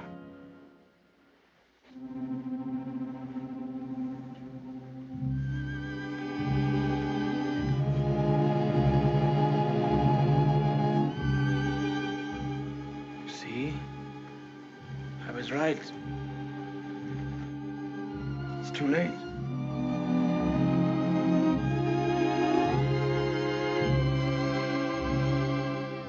No, it's not too late. You're not to say that. I love you more than anything in the world. Oh, please, Maxim, kiss me, please. No. It's no use. It's too late. Oh, we can't lose each other now. We must be together always. No secrets, no shadows. We may only have a few days. A few hours. Maxim, why didn't you tell me before? I nearly did sometimes, but you never seemed close enough. How could we be close when I knew you were always thinking of Rebecca? How could I even ask you to love me when I knew you loved Rebecca still? What are you talking about? What do you mean? Whenever you touched me, I knew you were comparing me with Rebecca. Whenever you looked at me, or spoke to me, or walked with me in the garden, I knew you were thinking, this I did with Rebecca, and this, and this. Oh, it's true, isn't it? You thought I loved Rebecca? You thought that? I hated her.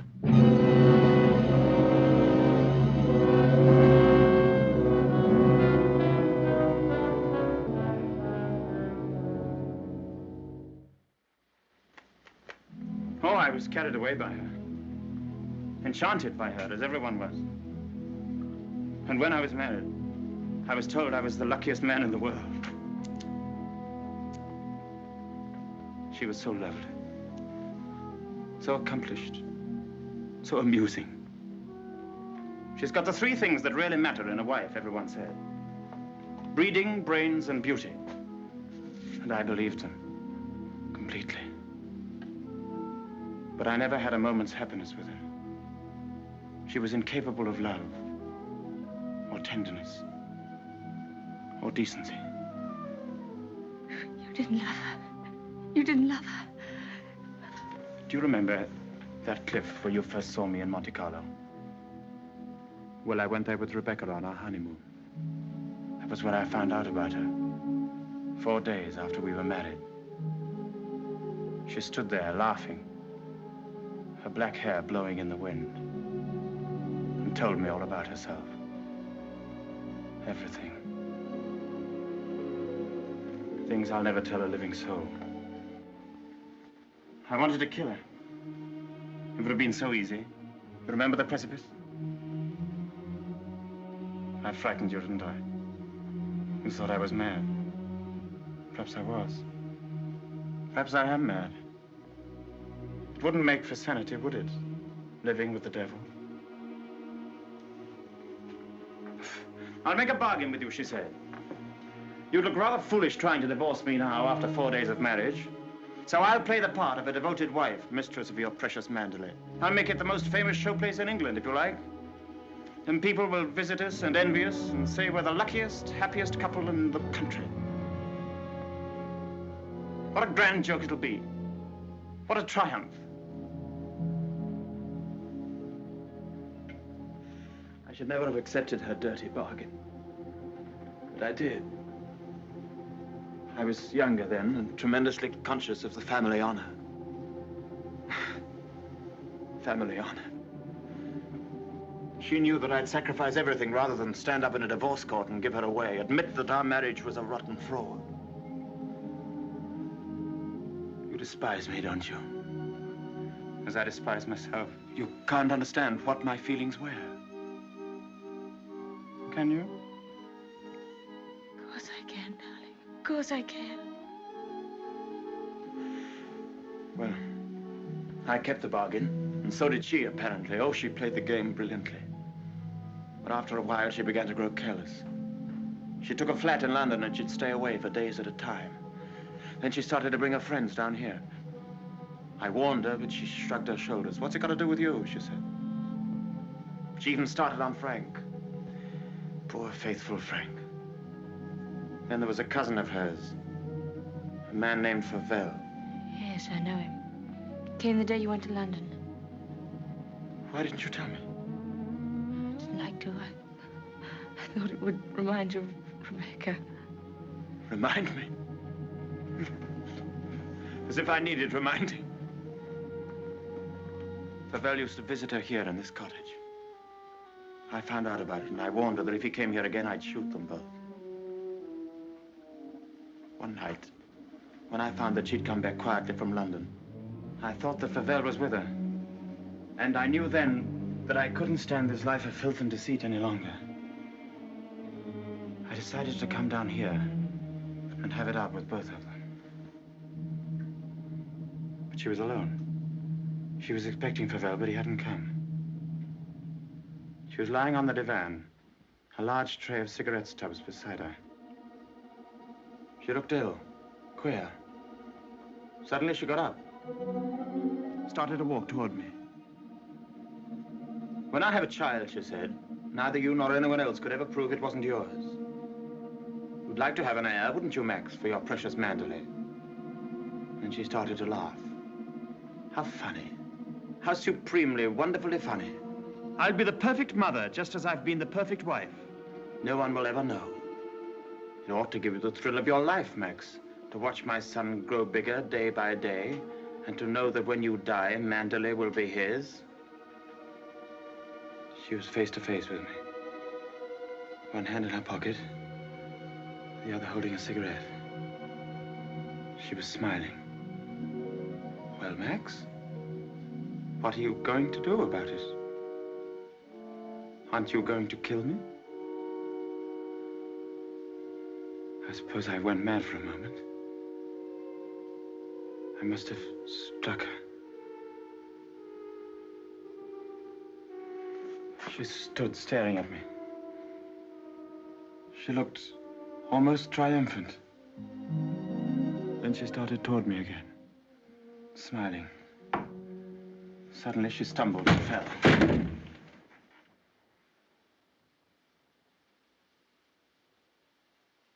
When I looked down, ages afterwards it seemed, she was lying on the floor. She'd struck her head on a heavy piece of ship's tackle. I remember wondering why she was still smiling. And I realized she was dead. But you didn't kill her. It was an accident. Who would believe me? I lost my head. I just knew I had to do something. Anything. I carried her out to the boat. It was very dark. There was no moon. I put her in the cabin. When the boat seemed a safe distance from the shore, I took a spike and drove it again and again through the planking of the hull. I opened up the sea cocks and the water began to come in fast. I climbed over into the dinghy and pulled away. I saw the boat heel over and sink. I pulled back into the cove. It started raining. Maxim, does anyone else know of this? No, no one except you and me. We must explain it. It's got to be the body of someone you've never seen before. No, they're bound to know. Her rings, bracelets she always wore. They'll identify her body. Then they'll remember the other woman. The other woman buried in the crypt. If they find out it was Rebecca, you must simply say that you made a mistake about the other body. That the day you went to Edgecombe, you were ill. You didn't know what you were doing. Rebecca's dead. That's what we've got to remember. Rebecca's dead. She can't speak. She can't bear witness. She can't harm you anymore. We're the only two people in the world that know, Maxim. You and I. I told you once that I'd done a very selfish thing in marrying you. You can understand now what I meant. I've loved you, my darling. I shall always love you. But I've known all along that Rebecca would win in the end. No, no. She hasn't won. No matter what happens now, she hasn't won.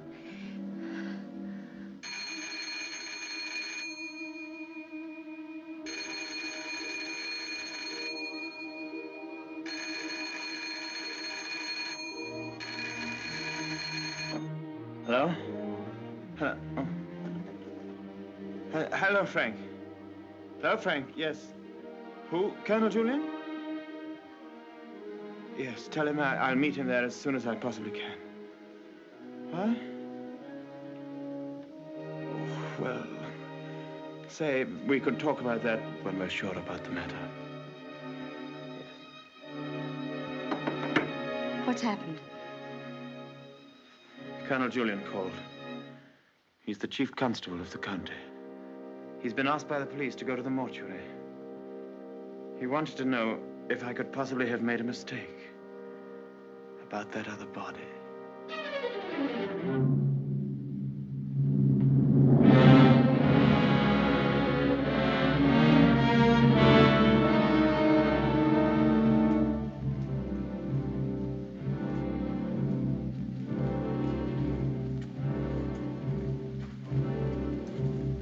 Well, Colonel Julian, apparently I did make a mistake about that other body.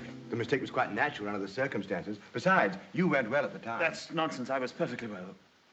Oh, don't let it worry you, Maxim. Nobody can blame you for making a mistake. Pity is you've got to go through the same thing all over again. What do you mean? Well, there had to be another inquest, of course. Same formality and red tape. Oh. Wish you could be spared the publicity of it, but I'm afraid that's impossible. Oh, yes, the publicity.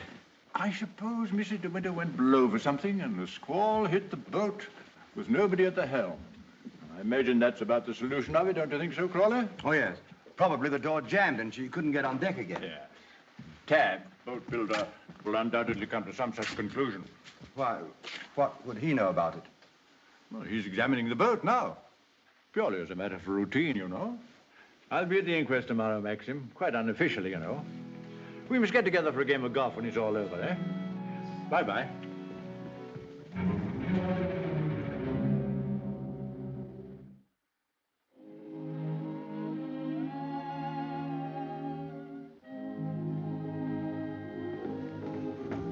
I have the evening papers, madam. Would you care to see them? Oh, no, thank you, Frith. And I prefer that Mr. De Winter weren't troubled with them either. I understand, madam. Permit me to say that we're all most distressed outside.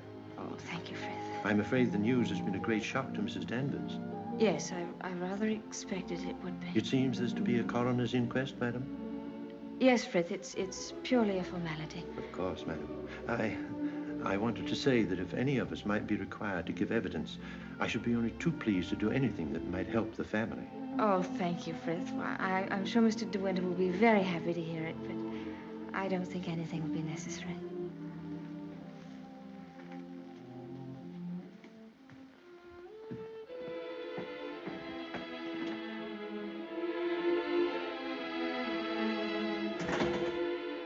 Maxim. Hello, darling. Oh, Maxim, I'm worried about what you'll do at the inquest tomorrow. What do you mean? You won't lose your temper, will you? Promise me that they won't make you angry. All right, darling. I promise. No matter what he asks you won't lose your head. Don't worry, dear. They can't do anything at once, can they? No. Then we've a little time left to be together. Yes. I want to go to the inquest with you. I'd rather you didn't, darling. But I can't wait here alone. I promise you I won't be in any trouble to you, and I must be near you so that no matter what happens, we won't be separated for a moment. All right, dear. I don't mind this whole thing, except for you. I can't forget what it's done to you. I've been thinking of nothing else since it happened. It's gone forever. That funny, young, lost look I loved won't ever come back. I killed that when I told you about Rebecca. It's gone. In a few hours, you've grown so much older. Maxim.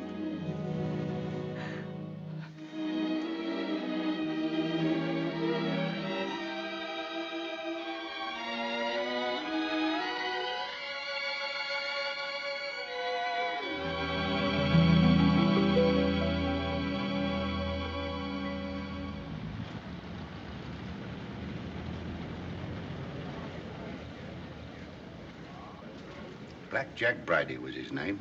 The most important arrest I ever made.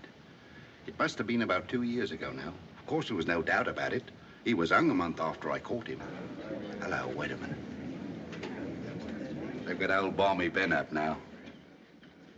You remember the late Mrs. De Winter, don't you? She's gone. Yes, we know that. She went in the sea. The sea got her. That's right, that's right. Now, we want you to tell us whether you were on the shore that last night she went sailing. Eh? Were you on the shore that last night she went out when she didn't come back? I didn't see nothing. I don't want to go to the asylum. Them cruel folks there. Now, nobody's going to send you to the asylum. All we want you to do is to tell us what you saw. I didn't see nothing. Come, come. Did you see Mrs. De Winter get into her boat that last night? I don't know nothing. I don't want to go to the asylum. Very well, you may go. Eh? You may go now. Now, Mr. Tabb. Yes, sir. Step forward, please.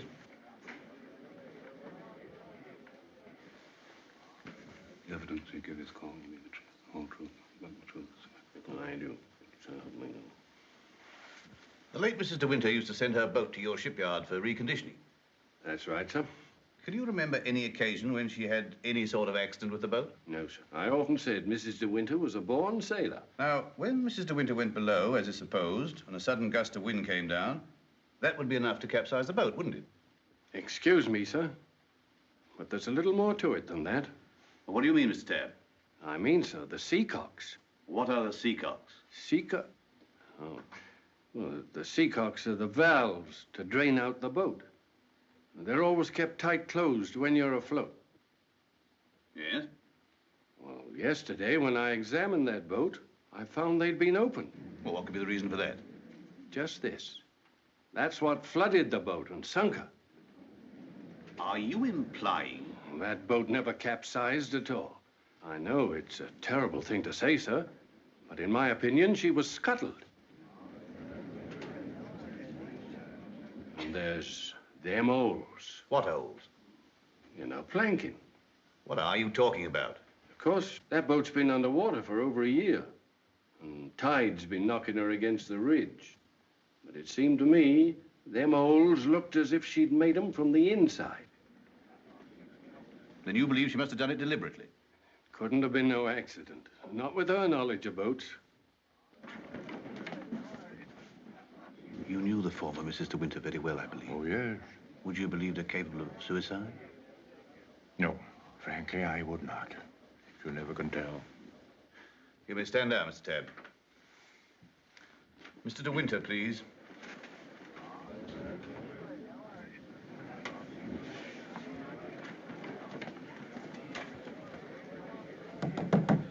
I'm sorry to drag you back for further questioning, Mr. De Winter, but you've heard the statement of Mr. Tabb. I wonder if you can help us in any way. I'm afraid not. Can you think of any reason why there should be holes in the planking of the late Mrs. De Winter's boat? Well, of course I can't think of any reason. Has anyone ever discussed these holes with you before? Well, since the boat has been at the bottom of the ocean, I scarcely think that likely. Mr. De Winter, I want you to believe we all feel very deeply for you in this matter. But you must remember that I don't conduct this inquiry for my own amusement. That's rather obvious, isn't it? I hope that it is. Well, since Mrs. De Winter went sailing alone, are we to believe that she drove those holes herself? Well, you may believe what you like. Can you enlighten us as to why Mrs. De Winter should have wanted to end her own life? I know of no reason whatever. Mr. De Winter, however painful it may be, I have to ask you a very personal question. Were relations between you and the late Mrs. De Winter perfectly happy? Were relations between you and the late Mrs. De Winter perfectly happy? I won't stand this any longer, and you might as well know now. My wife, she's fit. She's fit. We'll adjourn till after lunch. Mr. De Winter, I presume you'll be available for us then? I told you should have had some breakfast. You're hungry, that's what's the matter with you.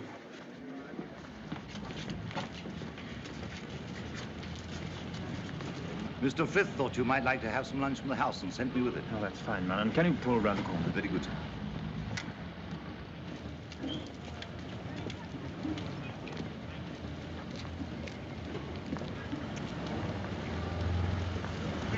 Awfully foolish to have me fainting like that. Nonsense. If you hadn't fainted like that, I'd have really lost my temper. Darling, please be careful.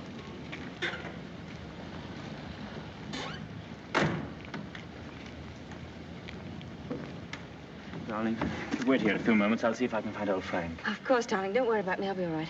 Sure. Here. Try a spot of this. Do you good. Thank you. Are you all right? Yes, of course. Won't be long. Right you are. Hello. And how does the bride find herself today? I say, marriage with Max is not exactly a bed of roses, is it? I think you better go before Maxim gets back. Oh, jealous, is he? Well, I can't say I blame him. But you don't think I'm the big bad wolf, do you? I'm not, you know. I'm a perfectly ordinary, harmless bloke. And I think you're behaving splendidly over all this. Perfectly splendidly. You know, you've grown up a bit since I last saw you. It's no wonder. What do you want, Father? Oh, hello, Max. Things are going pretty well for you, aren't they? Better than you ever expected. I was rather worried about you at first. That's why I came down to the inquest. Well, I'm touched by your solicitude, but if you don't mind, we'd rather like to have our lunch. Lunch? I say, what a jolly idea. Rather like a picnic, isn't it? Oh, I'm so sorry. Do you mind if I put this there? You know, Max, old boy, I really think I ought to talk things over with you. Talk what things over? Well, those holes in the planking, for one thing. Those holes that were drilled from the inside. Oh, Mullen. Yes, sir? Would you like a good fellow have my car filled with petrol? It's almost empty. Very good, sir. And Mullen, close the door, will you? Yes, sir. Does this bother you?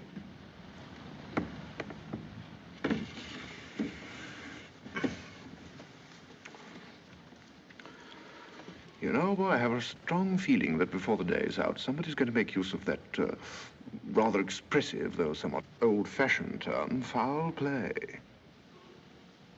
Am I boring you with all this? No?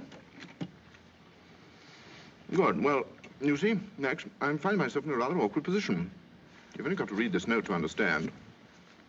It's from Rebecca. And what's more, she had the foresight to put a date on it. She wrote it to me the day she died. Incidentally, I was out on a party on that night, so I didn't get it until the next day. And what makes you think that note would interest me? Oh, I'm not going to bother you with the contents now, but I can assure you that it is not the note of a woman who intends to drown herself that same night. By the way, what do you do with old bones? Bury them, eh, what?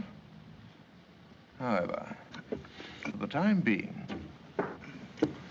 You know, Max, I'm getting awfully fed up with my job as a motor car salesman. I don't know if you've ever experienced the feeling of driving an expensive motor car that isn't your own. But it can be very, very exasperating. You know what I mean. You want to own the car yourself. I've often wondered what it'd be like to retire to the country, have a nice little place with a few acres of shooting. I've never figured out what it would cost a year, but I'd like to talk about it with you. I'd like to have your advice on how to live comfortably without hard work. Hello, Favell. Are you looking for me, Maxim? Yes. Mr. Favell and I have a little business transaction on hand. I think we had better conduct it over at the inn. They may have a private room there. Well, see you later. Find Colonel Julian. Tell him I want to see him immediately. Come on, Pavel, let's go.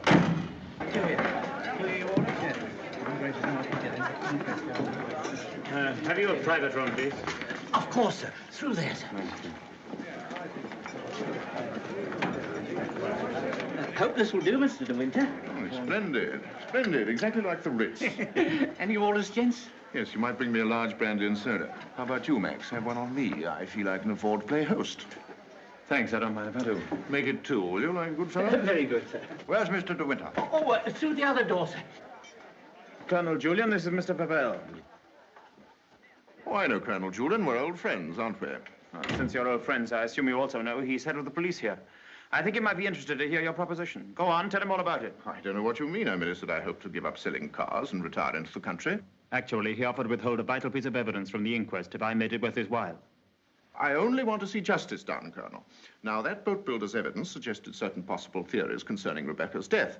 One of them, of course, is suicide. Now, I have a little note here which I consider puts that possibility quite out of court. Read it, Colonel.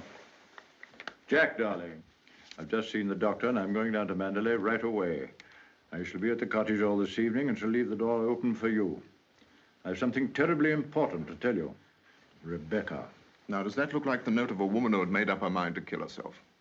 And apart from that, Colonel, do you mean to tell me that if you wanted to commit suicide, you'd go to all the trouble of putting out to sea in a boat and then take a hammer and chisel and laboriously knock holes through the bottom of it?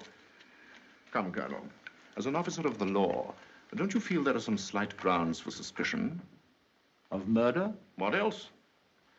You've known Max a long time, so you know he's the old-fashioned type who'd die to defend his honor, or who'd kill for it. It's blackmail. Pure and simple. Blackmail is not so pure, nor so simple. It can bring a lot of trouble to a great many people. And the blackmailer sometimes finds himself in jail at the end of it. Oh, I see. You're going to hold De Winter's hand through all this. Just because he's the big noise around here, and he's actually permitted you to dine with him. Be careful, Pavel. You've brought an accusation of murder. Have you any witnesses? I do have a witness. Oh. It's that fellow Ben. That stupid coroner hadn't been as much of a snob as you are. He'd have seen that half-wit was hiding something. And why should Ben do that? Because we caught him once, Rebecca and I, peering at us through the cottage window. Rebecca threatened him with the asylum. That's why he was afraid to speak. But he was always hanging about. He must have seen this whole thing. It's ridiculous even listening to all this. You're like a little trades union, all of you, aren't you? And if my guess is right, Crawley, there's a bit of malice in your soul toward me, isn't there? Crawley didn't have much success with Rebecca. But he ought to have more luck this time. The bride will be grateful for your fraternal arm, Crawley, in a week or so.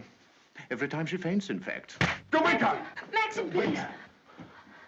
That temper of yours will do you in yet, Max. Oh, excuse me, gentlemen. Now, is there anything else? Yes. You might bring Mr. De Winter a sedative. No, nothing at all. Just leave us. Very good. Now, Pavel, let's get this business over. As you seem to have worked out the whole thing so carefully, perhaps you can provide us also with a motive. I knew you were going to bring that up, Colonel. I've read enough detective stories to know that there must always be a motive. And if you'll all excuse me a moment, I'll supply that, too. I wish you'd go home. You ought not to be here through all this. Please let me stay, Maxim. Surely, Colonel Julian, you're not going to allow this fellow to... My opinion of Pavel is no higher than yours, Crawley. But in my official capacity, I have no alternative but to pursue his accusation. I entirely agree with you, Colonel. In a matter so serious as this, we must make sure of every point, explore every avenue. And, in fact, if I may coin a phrase, leave no stone unturned. Here she is, the missing link, the witness who will help supply the motive. Colonel Julian and Mrs. Danvers, I believe you know everyone else. Won't you sit down? No offense, Colonel, but I think I'll put this to Danny. She'll understand it more easily. Danny, who was Rebecca's doctor? Mr. De Winter always had Dr. McLean from the village. Now, you heard. I said Rebecca's doctor in London. I don't know anything about that. Oh, don't give me that, Danny. You knew everything about Rebecca. You knew she was in love with me, didn't you? Surely you haven't forgotten the good times she and I used to have down at the cottage on the beach. She had a right to amuse herself, didn't she? Love was a game to her, only a game. It made her laugh, I tell you. She used to sit in her bed and rock with laughter at the lot of you. Can you think of any reason why Mrs. De Winter should have taken her own life? No, I refuse to believe it. I knew everything about her, and I won't believe it. There, you see, it's impossible. She knows that as well as I do. Now, listen to me, Danny. We know that Rebecca went to a doctor in London on the last day of her life. Who was it? I don't know. Oh, I understand, Annie. You think we're asking you to reveal secrets of Rebecca's life. You're trying to defend her, but that's what I'm doing.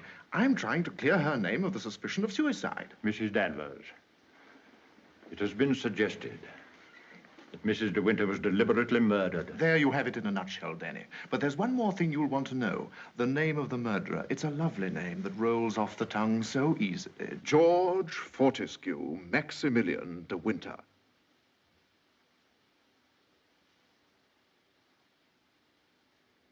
He was a doctor. Mrs. De Winter sometimes went to him privately. She used to go to him even before she was married. We don't want reminiscences, Danny. What was his name?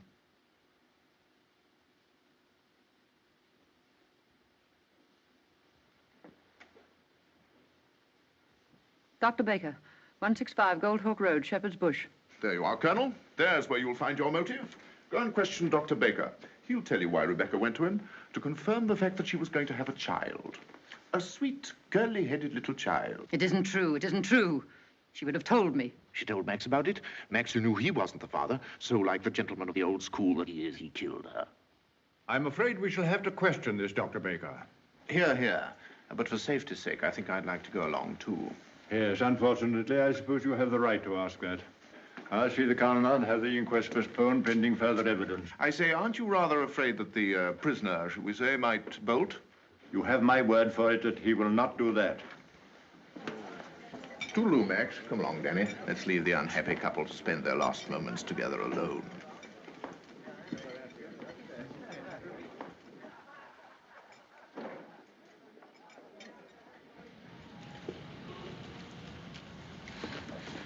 Are you sure you don't want me to go with you, Max?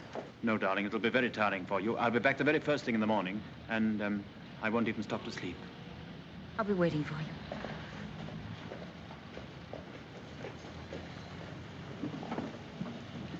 you. Ready, Maxim? Yes. You two go on ahead. I'll follow with Favell.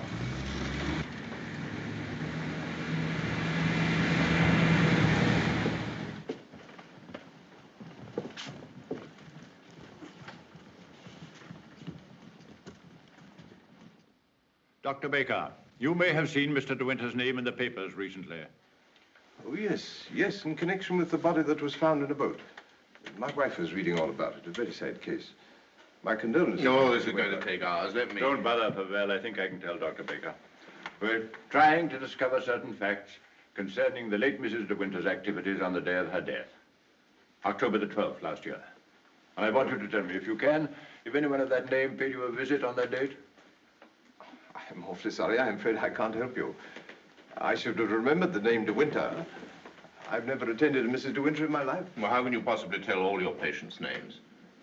I can look it up in my engagement diary, if you like. Did you say the 12th of October? Yes. Here we are. No. No De Winter.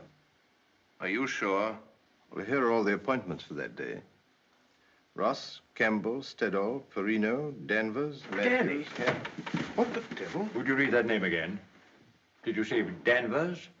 Yes, I have a Mrs. Danvers for 3 o'clock. What did she look like? Can you remember? Yes, I remember her quite well. She was a very beautiful woman. Tall, dark, exquisitely dressed. Rebecca. The lady must have used an assumed name. Is that so? This is a surprise. I'd known her a long time. What was the matter with her? My dear sir, there are certain ethics. Could you supply a reason, Dr. Baker, for Mrs. De Winter's suicide? For her murder, you mean? She was going to have a kid, wasn't she? Come on, out with it. Tell me, what else would a woman of her class be doing in a dump like this? I take it the official nature of this visit makes it necessary for me to... I assure you, we'd not be troubling you if it were not necessary. You want to know if I can suggest any motive as to why Mrs. De Winter should have taken her life? Yes, I think I can. The woman who called herself Mrs. Danvers was very seriously ill. She was not going to have a child. Well, that was what she thought. My diagnosis was different. I sent her to a well-known specialist for an examination and x-rays. And on this date, she returned to me for his report. I remember her standing here, holding out her hand for the photograph. I want to know the truth, she said. I don't want soft words in a bedside manner. If I'm for it, you can tell me right away. I knew she was not the type to accept a lie. She'd asked for the truth. I let her have it. She thanked me. I never saw her again, so I assumed that... What was wrong with her? Cancer. Yes, the growth was deep-rooted. An operation would have been no earthly use at all. In a short time, she would have been under morphia. There was nothing that could be done for her, except wait. Did she say anything when you told her? She smiled in a queer sort of way. Your wife was a wonderful woman, Mr. De Winter. And, oh, yes, I remember she said something that struck me as being very peculiar at the time. When I told her it was a matter of months, she said, "Oh, no, doctor, not that long." You've been very kind. You've told us all we wanted to know. We should probably need an official verification. Verification? Yes, to confirm the verdict of suicide. I understand. Can I offer you gentlemen a glass of sherry? Oh, very kind. I think we ought to be going. Thank heaven we know the truth. Dreadful thing. Dreadful. A young and lovely woman like that. No wonder. I never had the remotest idea. Neither did Danny, I'm sure. I wish I had a drink. Will we be needed at the inquest any further, Colonel Julian? No, I can see to it that Maxim's not troubled any further. Thank you, sir. Are you ready to start, Colonel? No, thank you. I'm staying in town tonight. And let me tell you, Favell, blackmail is not much of a profession. And we know how to deal with it in our part of the world, strange as it may seem to you. Oh, I'm sure I don't know what you're talking about. But if you ever need a new car, Colonel, just let me know. It's impossible to thank you for your kindness to us through all this. You know what I feel without my saying anything. Not at all. Put the whole thing behind you. But let your wife know she'll be getting worried. Yes, of course. I'll phone her at once, then we'll get straight down to Mandalay. Goodbye, Crawley. Maxim's got a great friend.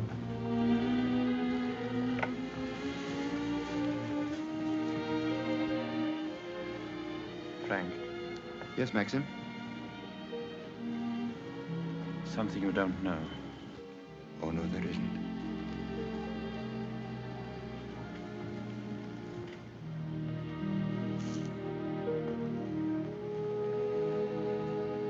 I didn't kill her, Frank. But I know now that when she told me about the child, she wanted me to kill her. She lied on purpose. She foresaw the whole thing. That's why she stood there laughing when she... Don't think about it anymore. Thank you, Frank. How, Danny? I just wanted to tell you the news. Rebecca held out on both of us. She had cancer. Yes, suicide. And now Max and that dear little bride of his will be able to stay on at Mandalay and live happily ever after. Bye-bye, Danny. This your car, sir? Yes? Will you be going soon? This isn't a parking place, you know. Oh, isn't it? Well, people are entitled to leave their cars outside if they want to. It's a pity some of you fellows haven't anything better to do. When you phoned, did she say she'd wait up? I asked her to go to bed, but she wouldn't hear of it. I wish I could get some more speed out of this thing. Is something worrying you, Maxim? I can't get over the feeling something's wrong.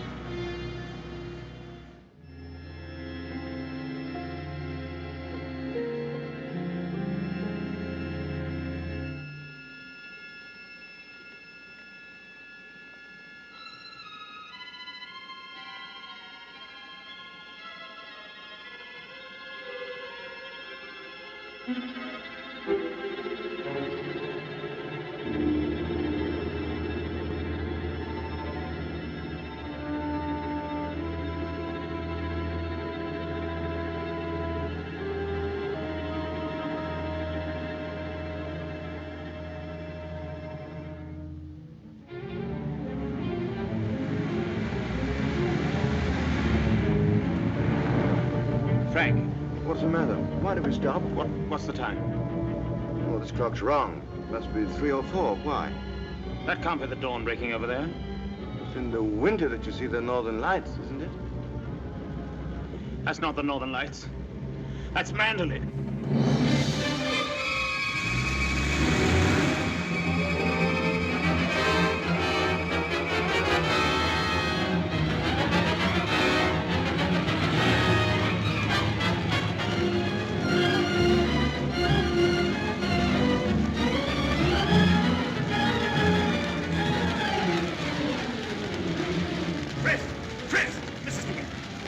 I thought I saw her, sir. Where?